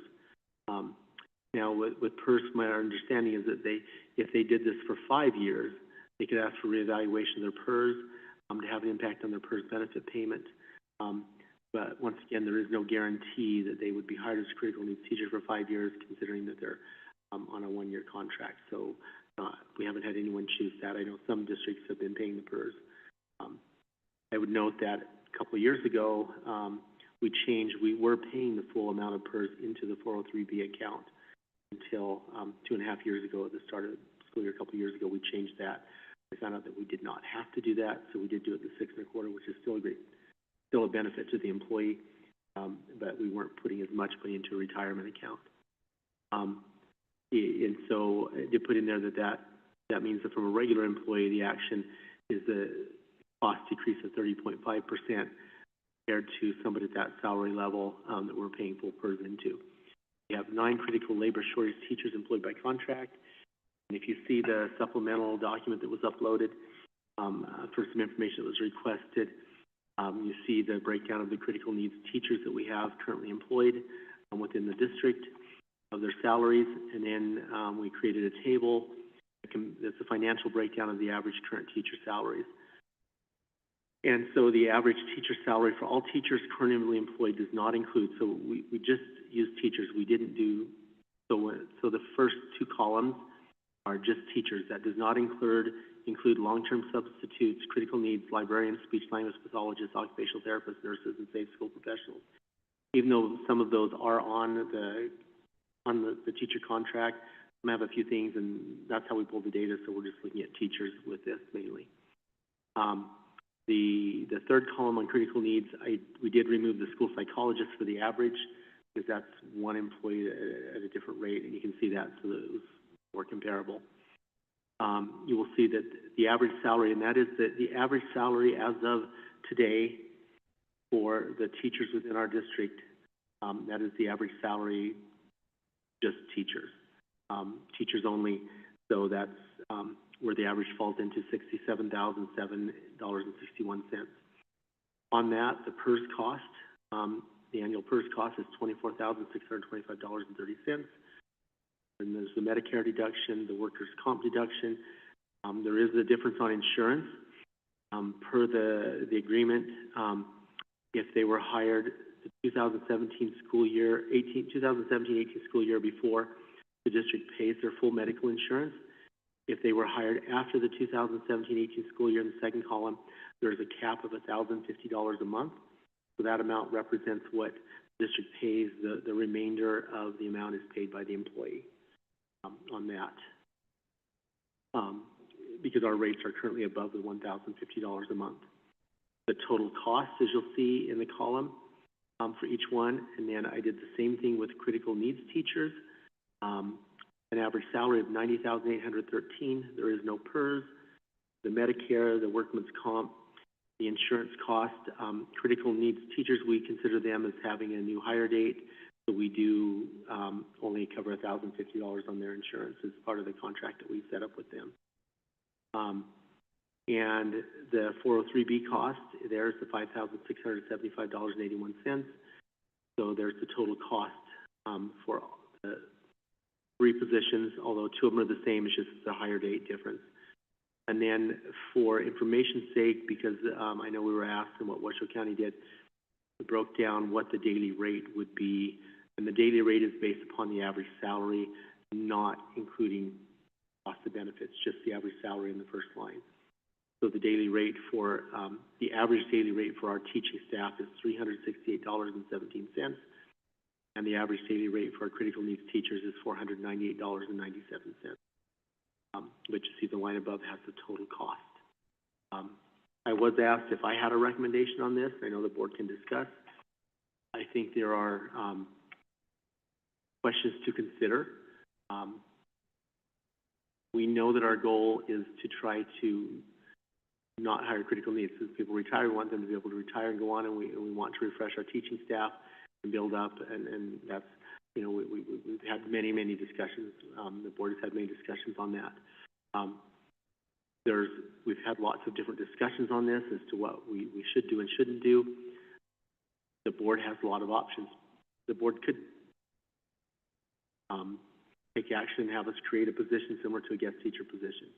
We could do that. The board could leave it as it is and see that there's what the costs are. There's lots of issues with it. At this current time, we don't know, we're still working, we're still in recruiting, so we don't know if we're going to need critical needs teachers for the next school year or not yet. Looking at the data and examining it, we probably still will, at least in some areas. The big issue here is we don't have enough new teachers coming in the profession, not just in Churchill County, but in lots of areas. We don't have enough new teachers coming in to replenish, so we're relying upon people that have already taught before. The other thing is that it's been said to me that when we hire, when someone retires and they go get a job, they're going, they're paid for their job, which is what we're doing with critical need teachers. We're hiring, we're paying them. We could say that, this is the rate we've been using, or we could say that here's a different rate, here's the job, here's what you get for doing it. I do think there's a difference. Washoe County has a much larger pool of teachers that are retired that would qualify to come back and work for them than we have. We don't have as large a pool, or don't have an overabundance of people that apply to be critical needs teachers. We're not pre-hiring critical needs, and we've talked to administrators, and knowing that there is no offer, there should be no insinuation, no guarantee, or no even, oh, we would like to have you. You know, if we have a position open on July 1st, someone could apply and be considered for critical needs. Until then, there should not be a consideration of hiring as critical needs. The risk we run if we were to change it and say we're not going to do that, is other counties around us that are within driving distance will still be hiring critical needs teachers. And so people, we could lose some of our pool with that. That's a risk that we take. We do have some long-term subs in positions. We have been successful in getting some of our long-term subs into teaching, and that's something that we're still trying to do. We'll be working on. We will help anyone who has a desire to be a teacher get there. We have several avenues and things that we work with UNLV and with iTeach, and there's some other areas that we work on. So I don't have a recommendation to say do or don't. We do that. Either way we could do it, we'll make and do something work. We could also, the board could also say, okay, here we know we have this information, see where you're at, let's get a report in a couple of months on recruiting. We're not going to bring to you, I would say, Cameron, and correct me if Cameron's there, he's ready, he might have information I'm forgetting, but I don't think we plan to bring to this board at the earliest would be May or June, probably May, to give enough time to designate anything critical needs that expires this year. I don't remember what they expire, but we're not going to be bringing that in the month of April to say, let's designate critical needs for next year. We could do that, but the process is simple, though, for that. The board meets in a meeting date, whatever our date is in May, the board will meet. If the board decides to do that, makes a motion, approves, and designates as critical needs, within the next couple of days, we will submit that to PERS. PERS will approve that process, but PERS doesn't make the designation.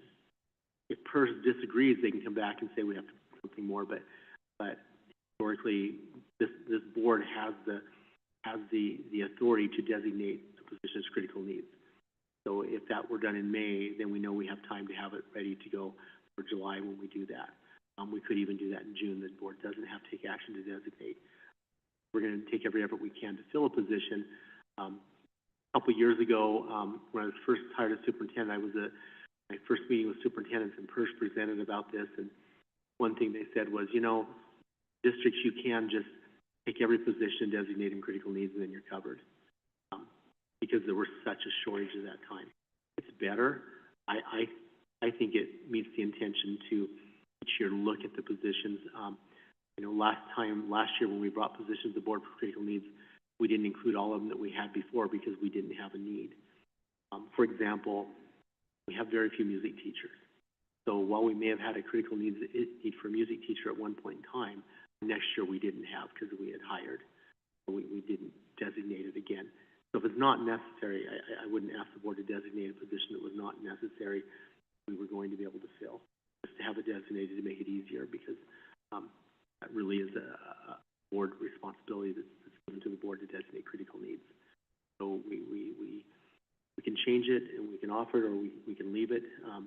You see, cost-wise, I mean, there's some bigger issues that have been discussed. Other thoughts on some things too. Amount-wise,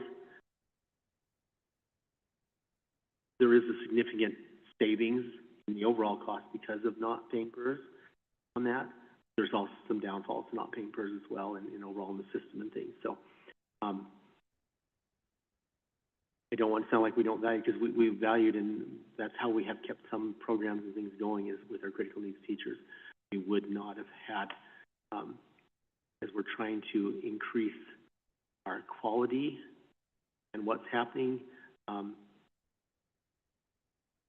critical needs teachers are an important part of that because they are very experienced. But it also boils down to the individual hiring process, and even if a position is open designated critical needs and a teacher applies, there's no guarantee of hire. Are there things I've forgotten, Cameron, or something you'd like to add to that? Covered it early. Two quick questions. On the chart on the bottom with the different hiring years, the total costs are different, but the averages are the same. That has to do with the cost of insurance. So the average is the same because the average is based upon just the daily rate that the employee is paid. So What that means is that, I'm hired prior to the 2017 or on the 2017-18 school year. So the district pays my entire cost. I still make $368.17 a day.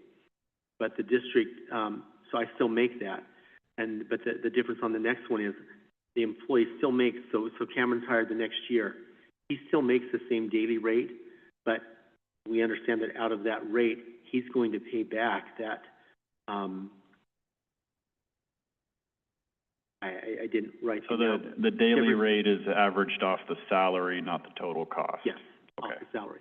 So the difference is, though, out of what you're paying Cameron, being hired later, that means he's paying some back for the insurance, comes out of his salary. So he does take home less, but he's paying a portion of his benefits. Second question is, do we have an inkling of how many teachers are retiring this year?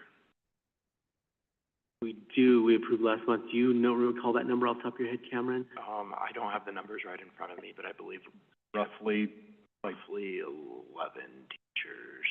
Okay. I think before in one of our packets, Yeah, say like 11 or 12 were retiring. Yeah. And also know that in the longevity things, next year is going to be a pretty good year for retiring teachers as well, as far as meaning we're going to have several more retire again. So every new teacher that we get, we almost need 2 new teachers coming in to replace retirees, because on the seniority list, we're getting to that point. So this year is you know, that number. Next year could be that number a little bit higher as well. So potentially, we know 11 to 12 retiring, but we hired 5 today. Yes. And letters? And well, I don't know how many of those are the critical needs.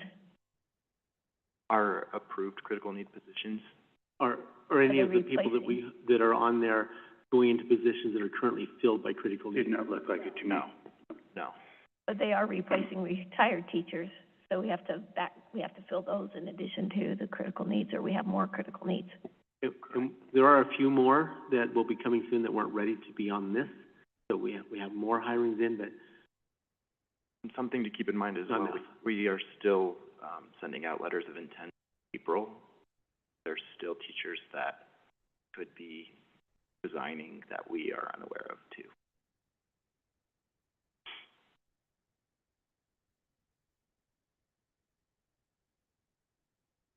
I mean, I guess I just want to point out that based on the research that you guys presented to us, I found that it was pretty interesting what Washoe explained has been the case for them, and that after the notification of the change, where they went to the $400 a day rate, which is significantly higher than what they would pay for like a substitute guest teacher, which would normally be like that $143 for short term and $171 for long term. So $400 is significantly more than that.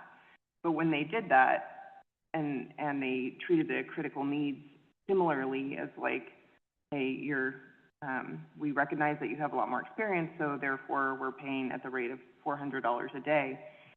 They realized, savings from the benefit package and insurance, and they had in the they had 106 retirees filling critical labor shortage positions in the 2024-25 year, and only 42 the following year after they made the change, because several of those employees chose to defer their PERS distribution and return full-time in favor of securing health insurance. So, I mean, to me, that speaks to like incentivizing retiring like ASAP and trying to get back on as critical needs. And then as soon as they made this change, they saw a dramatic decrease in the number of critical needs hires.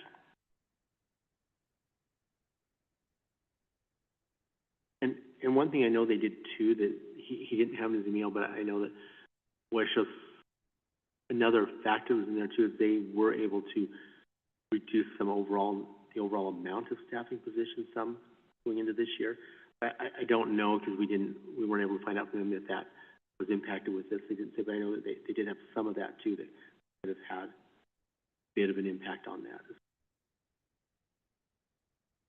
I think when I looked into this and I started running some numbers, though, that it was still cheaper to allow the teacher to retire and bring them back as a critical needs, because we're not paying the PERS any longer. So it was still, is that correct? Like, so it's still bringing them as, but if they don't retire at all, it's $525 a day. If they don't retire and we continue just life as normal and they stay an extra couple of years. The biggest one with that is, it says that we save on PERS.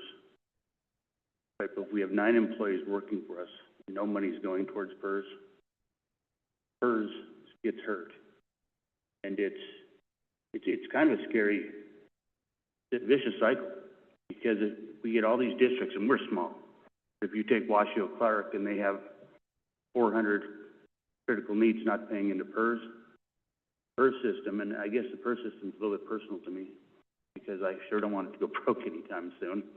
And you were saying that is our liability if something goes with PERS, right? It's school districts. The way I understand and what I've been told, and I don't have anything to tell them this, but one of the things I've been told is that paid into PERS, but there's liability back with the districts. So if there's an issue with PERS, districts could have some involvement in trying to help cover the things from PERS. There's liability back. I do not understand how all that works, but that's what we've been told. So our PERS rate, just what we're paying, has gone up 13% since 2014. Our PERS rate, if nothing else, is going to continue to go up. PERS isn't making it. We're now, what, 36.5%? Is that right, what we're paying on PERS? 36.75. Okay, so I mean, we could really quickly get to 40-some%. And that one scares me a little bit, because every time we may be seeing a savings on 9 employees, if we start charging 3% more per employee for PERS, it's going to be quite a bit more than the money we saved on the 9 employees. I could talk on this for a couple hours. I actually probably already did today, because I have more questions than I have answers. Perfect world is we aren't even having this discussion. I don't think legislative intent was us to keep in this vicious cycle. You do need new teachers. I think personally, we need more. We need you guys to get enough information to come to us with a recommendation instead of throwing it out there and hoping that we catch it. Because I would like to hear what you guys know the budget, you know where we're at, what we can afford, what we can't afford. I mean, that's part of my. I also have questions.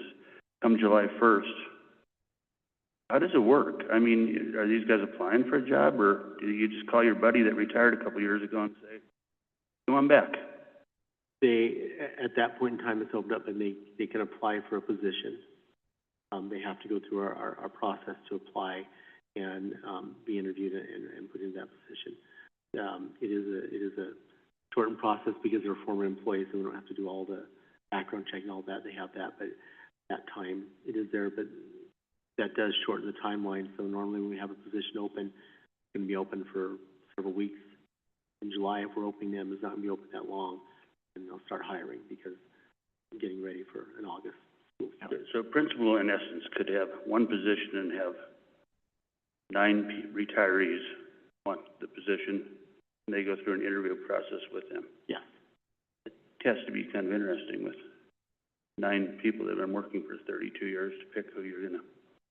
So to apply for the position, they have to be licensed for that. So you will have a lot more for an elementary position because that licensure is much more broad for elementary. But when you get into secondary, I mean, it has to be licensed. If it's an English position, you can't put somebody licensed in math or in have to have licensure for that area to be considered a critical labor shortage teacher. Kind of interesting to me where the most critical needs were at was elementary. That used to be one of the easiest positions to fill. And then I even found it more interesting that 3 of them were kindergarten. We went to a 4-day week for kindergarten to keep employees. And obviously think that's probably working. That is a whole different topic. But I personally don't think we have the information to make any kind of wise decision at this second. And it isn't a hurry. We don't have to do anything right now. But I want to hear from everybody else because I've changed my mind a little bit on some of it today. I actually have another question about the Washoe County model here with the $400 a day for the guest teacher. So when I read this, and it says that we can put like any teacher into any position, correct? Which doesn't really help our students though, when we're talking about, we're talking about the transition and wanting to change the schools because of their transitioning and stuff, and then we turn around and we're like, oh, just throw any teacher in there? We don't care what type of education they have, what type of, if they're supposed to be secondary or elementary, so I would like to know a little bit more about that and your opinion, Daryl, on that. Well, and when I've talked to people from Washoe County about this, and one area that was significant need for them was like special education. So they didn't have enough people wanting to come back and be special education teachers. So they couldn't fill those positions even with critical needs. So one thing the guest teacher did was allowed them, like a long-term substitute, they could put people in there that weren't licensed in special education. But I will say with that, there are pluses and minuses. There are many people who can teach outside of their area and do a phenomenal job and do a wonderful job. There are some teachers, and we talked about this as superintendents. Some of the districts that are more rural than we are, they have some people who've been teaching some subjects for years that they're not licensed they're out of area for. They're doing a fantastic job, but they've never got that licensure. It would significantly hurt them if they said you can't teach that anymore. It would hurt that district. But special education, that is true.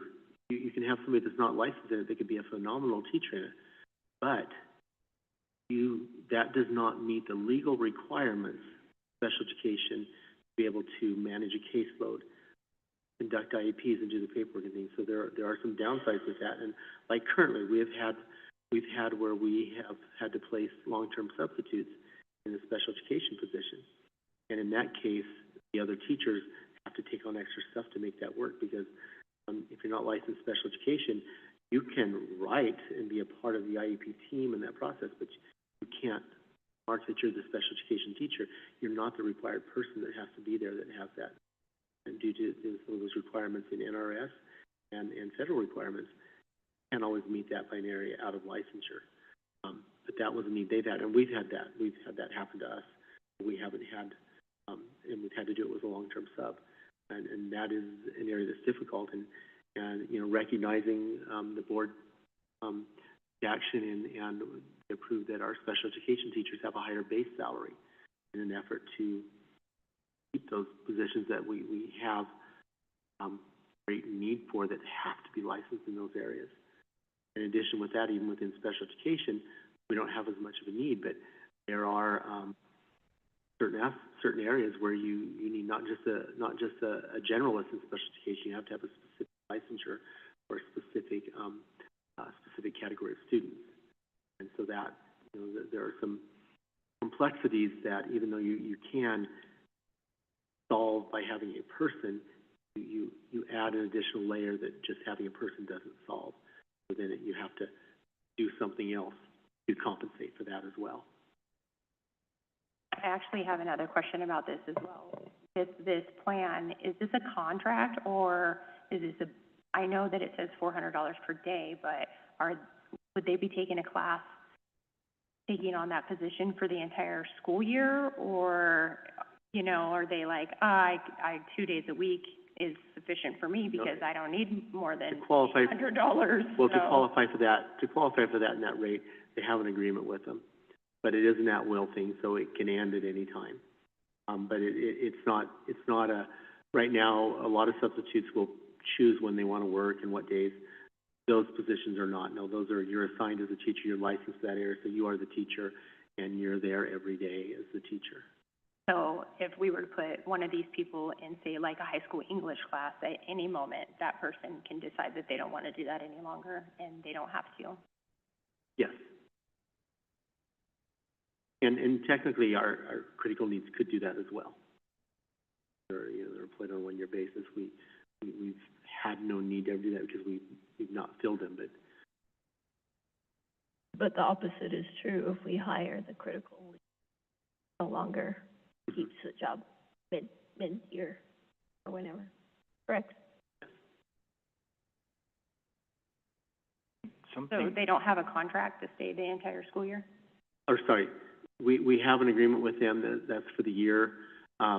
We do believe that we could, if we were able to hire an employee, and we could end that contract.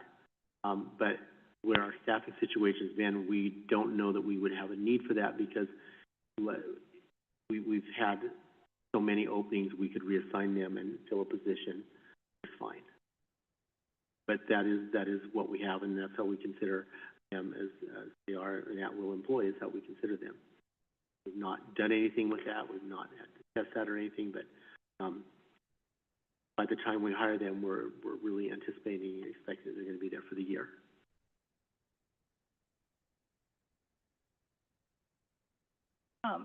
For me, in all honesty, we're getting ready to start our negotiation season.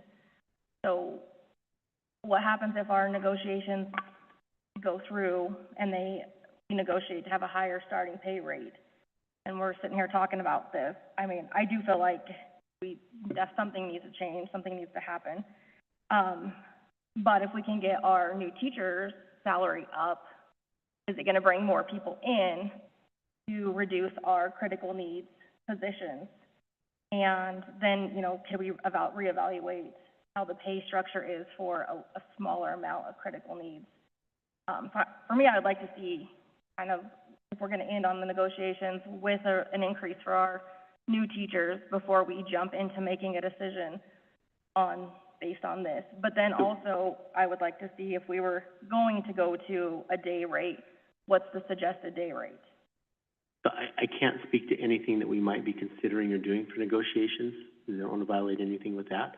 But with the critical needs teachers, we're not going to approve any hirings prior to July 1st. So the board does have time. This information was provided in response to the MARs. So the board does have time. If the board wants, we can bring this back with more information. And we are, and like President Malkovich said, as we're getting to the budget, we're getting there and we know where things are closer. Those are decisions that can be made prior to even hiring anyone on a critical needs status. So that once this is something that the board can do something on and make a decision at any point in time in the future, prior to us hiring them for an impact on next school year. So it is possible to say that if there were some changes or things that came out and when we're doing in May we're doing the June budget, the budget that's due June 1st, that we know where we're at and the board wants to direct something different in this matter in the June meeting, that could happen. Because there won't be any of our agreement letters that we have for critical needs put out until July 1st. Just we're not authorizing that. That is the intent of what's in NRS and the guidance from PERS. And I know some people are concerned that by waiting that long, we may or may not have critical needs teachers that want to come back, or they might take positions elsewhere. That is a possibility, but I really think that is the intent and guidance of PERS, and we are sometimes successful in the month of June in recruiting new candidates. And if things were to change on what some offers and things are and stuff that we're able to do, that's definitely something we consider. Well, I'm kind of torn on this. I see both ways as we look at the budget line items. This is an appealing line item to take apart. But I also see our labor pool in Churchill County, and there's a critical need for teachers. They serve a purpose. They're licensed teachers. They attend PDs, PLCs, write lesson plans. And they're kids with years of experience. To try to go and make them work for less, I guess that's a gamble we could take. I don't know if they would accept it or not. Like I said, I'm torn on this and haven't made up my mind on it yet, but I know we need teachers. And looking out in the audience, I know we have some principals and staff and stuff, and if it's okay with the board, I'd like to hear if they have any opinions on the matter also. And I just wanted to also put out there for the conversation that hope in eventually raising that base pay for the brand new teacher is what we're aspiring to do. But we also have to remember that there aren't that many brand new teachers coming into the profession, and so the majority of the teachers we hire from out of district come with experience. And so there's not always savings when a teacher retires and then you replace somebody, because if you get somebody with 10, 15 years experience and a master's degree, it's going to be pretty flat. And so the assumptions that we used to be able to make as school boards before COVID and teacher shortages, where we had 10-year caps on experience, you could say, we're going to save about $20,000 when these teachers at the top of the pay scale retire.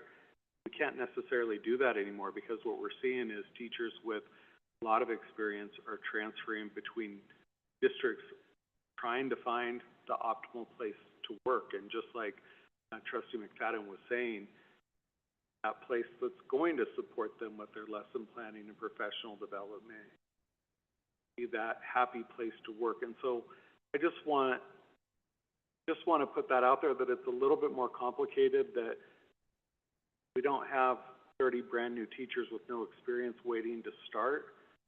Like, we're begging for those people. And that's what Cameron's on social media, and we've talked to teachers and students about making videos, which hasn't really caught on this year, but it's an idea we've had and we could look at again for next year. We're trying to find anything we can do to attract the younger, brighter, new talent for the field, because that's sustainability for us as a district. It's just finding those people, and there's not that many people in college classes to become teachers right now. That's the struggle, and this is complicated because I agree with everything everybody said. And as a recommendation, I don't know, because you determine if we're going to hire critical needs. You could determine the limits. I had talked to a trustee about maybe we don't allow people to be critical needs in this district their first year of retirement. I mean, you as a board could set limits on that. We as a district office could look at a robust way to evaluate when we give approval for a site to hire a critical needs teacher. And so I think the conversation has started, but what I would really hate for us to do, tie our hands, and then we get into a situation where it's August and we're missing 5 elementary teachers or 5 special ed teachers, and we have very limited options. And so it's an emergency provision that's in place because of the hardships we're in. And so we could put limits on it, but still keep it in availability. It's an emergency for really appreciate it if we looked at that, because these kids need teachers. Our job is to educate kids. If we don't have teachers in the classroom, problem. And I could add too that we know, we've seen in the papers that there are districts nearby or in northern Nevada that are making some cuts this year. There's some budget cuts, there's some staffing cuts that will be happening that other districts will benefit from, but say those teachers we were to benefit and pick up some staffing from other schools, those would be experienced teachers with some years and things, so they, be the bottom. as far as on the salary schedule stuff. It'd be closer, but those are things. But there's some other potential barriers that we have when it comes to, besides salary, when it comes to attracting new talent to Fallon. If you looked at housing costs and housing availability, over the last several years, we've hired people and we've got them, and then they're here and they're happy, excited to get here. Can't get anything, and we've had them fail and say we just can't get a place to live there, or we can't afford what we find. So that's the reality of what we have too within our community. Just the availability and the cost of housing is another factor that also is hard on bringing people into the community, whether they're a brand new teacher or even a seasoned teacher as well. And so and we do have staff we have people live in Churchill and commute to like Fernley or Silver Springs, and vice versa. We have people that commute in, so geographically there is some ability to do some of that, but it is a factor that we work with as well when we are trying to get people to come here. We're recruiting them and working with them and talking to them. It is a factor that had an impact on many occasions that this board doesn't have any control on. There's a lot, and I think a lot more information would be helpful. Julie's point about incentivization, I somewhat have concerns that we're incentivizing principals not to help with recruitment of new instructors because they have such fabulous critical needs teachers in their classrooms. They don't want to get rid of them, which I completely understand. When you're a principal, you want the best of the best in your classroom, but so that's a concern for me, that we're not allowing principals to be incentivized to hang on to critical needs teachers. And I don't know what the process is in hiring or what availability is. Greg mentioned that elementary is one of our most obvious places where there's critical needs. 3 of those positions for a number of years in a very specific grade. So for me, that means that we should be recruiting very intensively for that age group. We're just not throwing out come to Churchill County, but we're looking at programs that are early childhood programs and so targeted recruitment for that. But those are just some of my thoughts right now. And I mean, if we look at the daily rate so that's the daily rate, which includes our teachers that are making more, compared to how much the daily rate is for our critical needs teachers. Almost every single one of those are at the very top. So even if we're hiring someone who has a master's, but even 5 years less experience, 10 years less experience, we're paying less.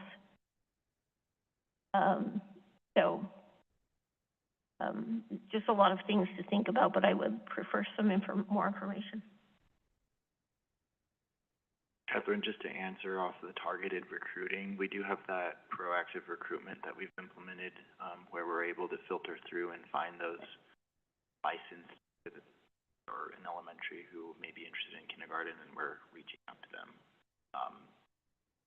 But that's just one of the strategies we're utilizing right now. Yeah, thank you. Thank you for sharing that. Yep. And then my question is, you're wanting more information. Like, what information are you guys wanting more? What information are you wanting from us? Well, I just want to say I really appreciate Catherine's perspective, because that would be interesting. I mean, it's definitely the principal's prerogative, like on hiring for their school. And you guys have there's a policy in place that we don't look at critical needs until like July 1st. But I guess there's a lot of question marks as to like if somebody who met qualifications but didn't have a lot of experience or was a generally new teacher applying, let's just say at the elementary level, they can just be turned down, I guess. I mean, I guess that's the question. Like, I don't understand, and I appreciate that you brought that up, because, you know, if the principal knows that he has teachers retiring that have said, like, they're interested in coming back as critical needs, and no accusations whatsoever. I think it's just understanding the process, so that, you know, is HR, like, involved in that? I mean, do you know about the pool of candidates and who's being interviewed? Do you sit in on those interviews? I mean, I don't know. We filter through, so we get applicants, screen those applicants, and then we create folders for those principals. And if they meet the qualifications, they have the licensure, we'll forward them over to them. And then at that point, it's to the discretion of the principal if they would like to move forward with interviewing that candidate. It is up to the principal if they, it's to the discretion if they'd like to move forward with interviewing that candidate and then hiring them. So we have had candidates that were qualified that they have the discretion to not look at them? So, let me clarify with that. So, That's a little, well, if they meet, that is their discretion, but we're requiring that they come back. So if there's someone they're not interviewing, or interviewed and didn't hire but they qualified, they have to have a discussion with me and we have to know why. Part of the hiring process includes background checking and other information. So I'm going to say almost every candidate that has been interviewed, or candidates that are eligible, they're interviewed, unless they've interviewed before and there's strong reasons to why they are not a fit. We're not going to put someone in a position that we are very aware that it's not going to work. And there is a process of background checking, reference checking, things that happen with them. But we're not looking at candidates just because they're saving things or something. They all have to be, I get a regular update from Human Resources as to, and this is a new thing that we have in place this year, I get an update from Human Resources as to what candidates are sent over in their status to each school. So if candidates are sent to principals and they're choosing to not interview them or interview and not hire, there's a discussion with me as we're looking. It can't just be, don't like the person. They have to have an opportunity. Sometimes in background checking, there may be a reason where they decide not to hire, and we'll support that with the principal. But we not administratively, I'm going to be in on the process. Like, we're not going to, I don't like how this one looks on paper, not interview, but they're qualified. If they're qualified, they need an interview. We're not at a time where we have 10 applicants for one position. We have 10 positions and one applicant, but you're going to interview. I mean, the process allows principals some discretion with that, but in that process also allows us there's a lot of questioning to that if there's a time with that. Superintendent Parsons, just as an example, so our elementary principals have gone through the candidates for elementary education, and they've done pool interviews. And so of those interviews, there have been some candidates who weren't quite as prepared as we'd like them to be, who are pre-service teachers, so student teachers or people who are working on that initial position, and their interview didn't rise to that level. They might not have been offered a position, but I know our principals, I know Kimmy and Sean have worked with these individuals and really helped them, coach them through that process of what's missing in that interview, what do we need to see from you, and in hope of getting them to come to that level, because our kids deserve the best and brightest teachers we can find for them. That also means our principals are developing the staff we have and the talent we have that are applying here. And so that is actively happening this year. There was one Friday they were interviewing candidates in the boardroom. and saw the process going on. And so I know that they are taking that process seriously. At the same time, they want the best for their schools, and we're expecting achievement from their schools, and so we have to applaud that effort to make sure that they are attracting the best. I hope you're right. I would also say all new people are a little bit, the unknown's kind of tough when you have the known right next to them. Depends the way we go. We let the known instead of the unknown. If I didn't hire every person I didn't like in an interview, I wouldn't have been staffed most years. It's a catch-22. It really is, because I know in the past the board has supported principals in hearings and things in supporting principals and hiring the staff that they feel is most important. But we're in this critical needs. I mean, we've all said it, but lots of things. So, but this is the first year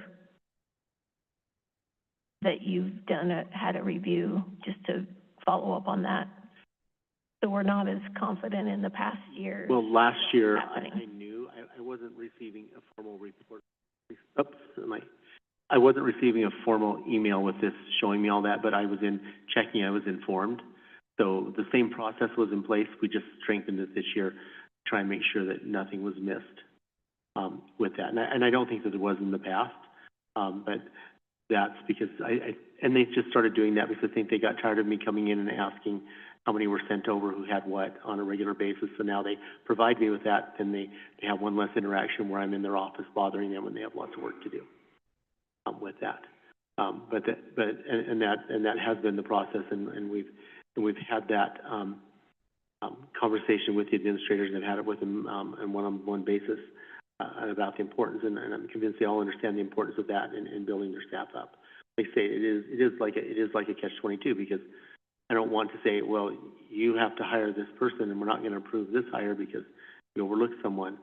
But it's very few times, and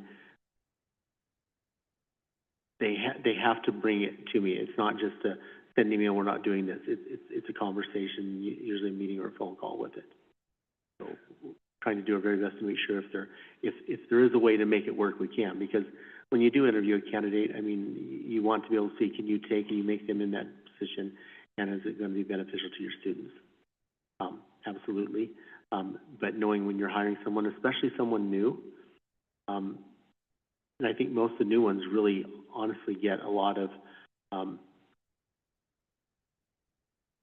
there's a point where with our new ones where we get a lot of applicants that aren't really qualified sometimes. They're just not far enough along, but we're looking, what can we do to help them get there? And sometimes we're able to set things in place to help them with that, get them hired.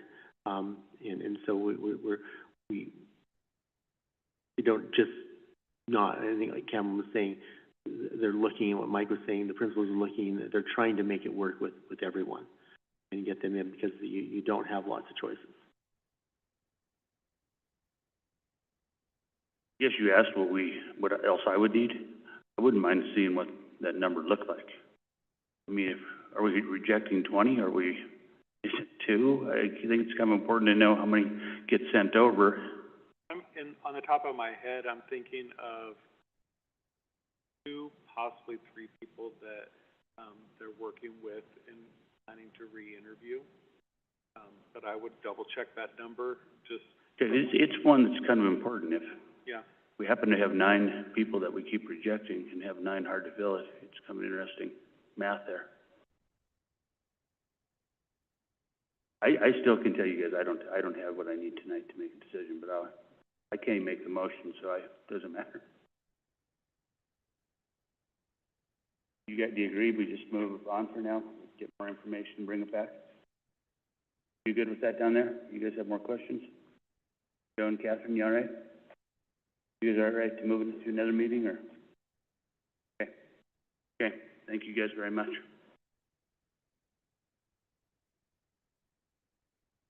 So we are in 14, discussion and possible action regarding future agenda items as requested by the Board of Trustees and clarification of requested agenda items. Wendy, do you have any? Julie? Les? Catherine? Joe? I don't have any either tonight. Next agenda setting meeting, April 13th, 4:30 with Trustee Whitaker. Remember, I will be on the phone, Karina. I will be out of town on that one. Yeah, I'll do it on the phone. Okay. Closed session. For discussion and possible action, discussion of negotiations and strategies regarding contracts with Churchill County unrepresented employees, Churchill County Administrators Association, Churchill County Education Association, Nevada Classified School Employees Association pursuant to NRS 288.220. I make a motion to move into closed session. I have a motion from Trustee McFadden, second from Trustee Blakey. Any public comment on going into closed session? Seeing none, all in favor? It's unanimous. Thank you. We are now in closed session.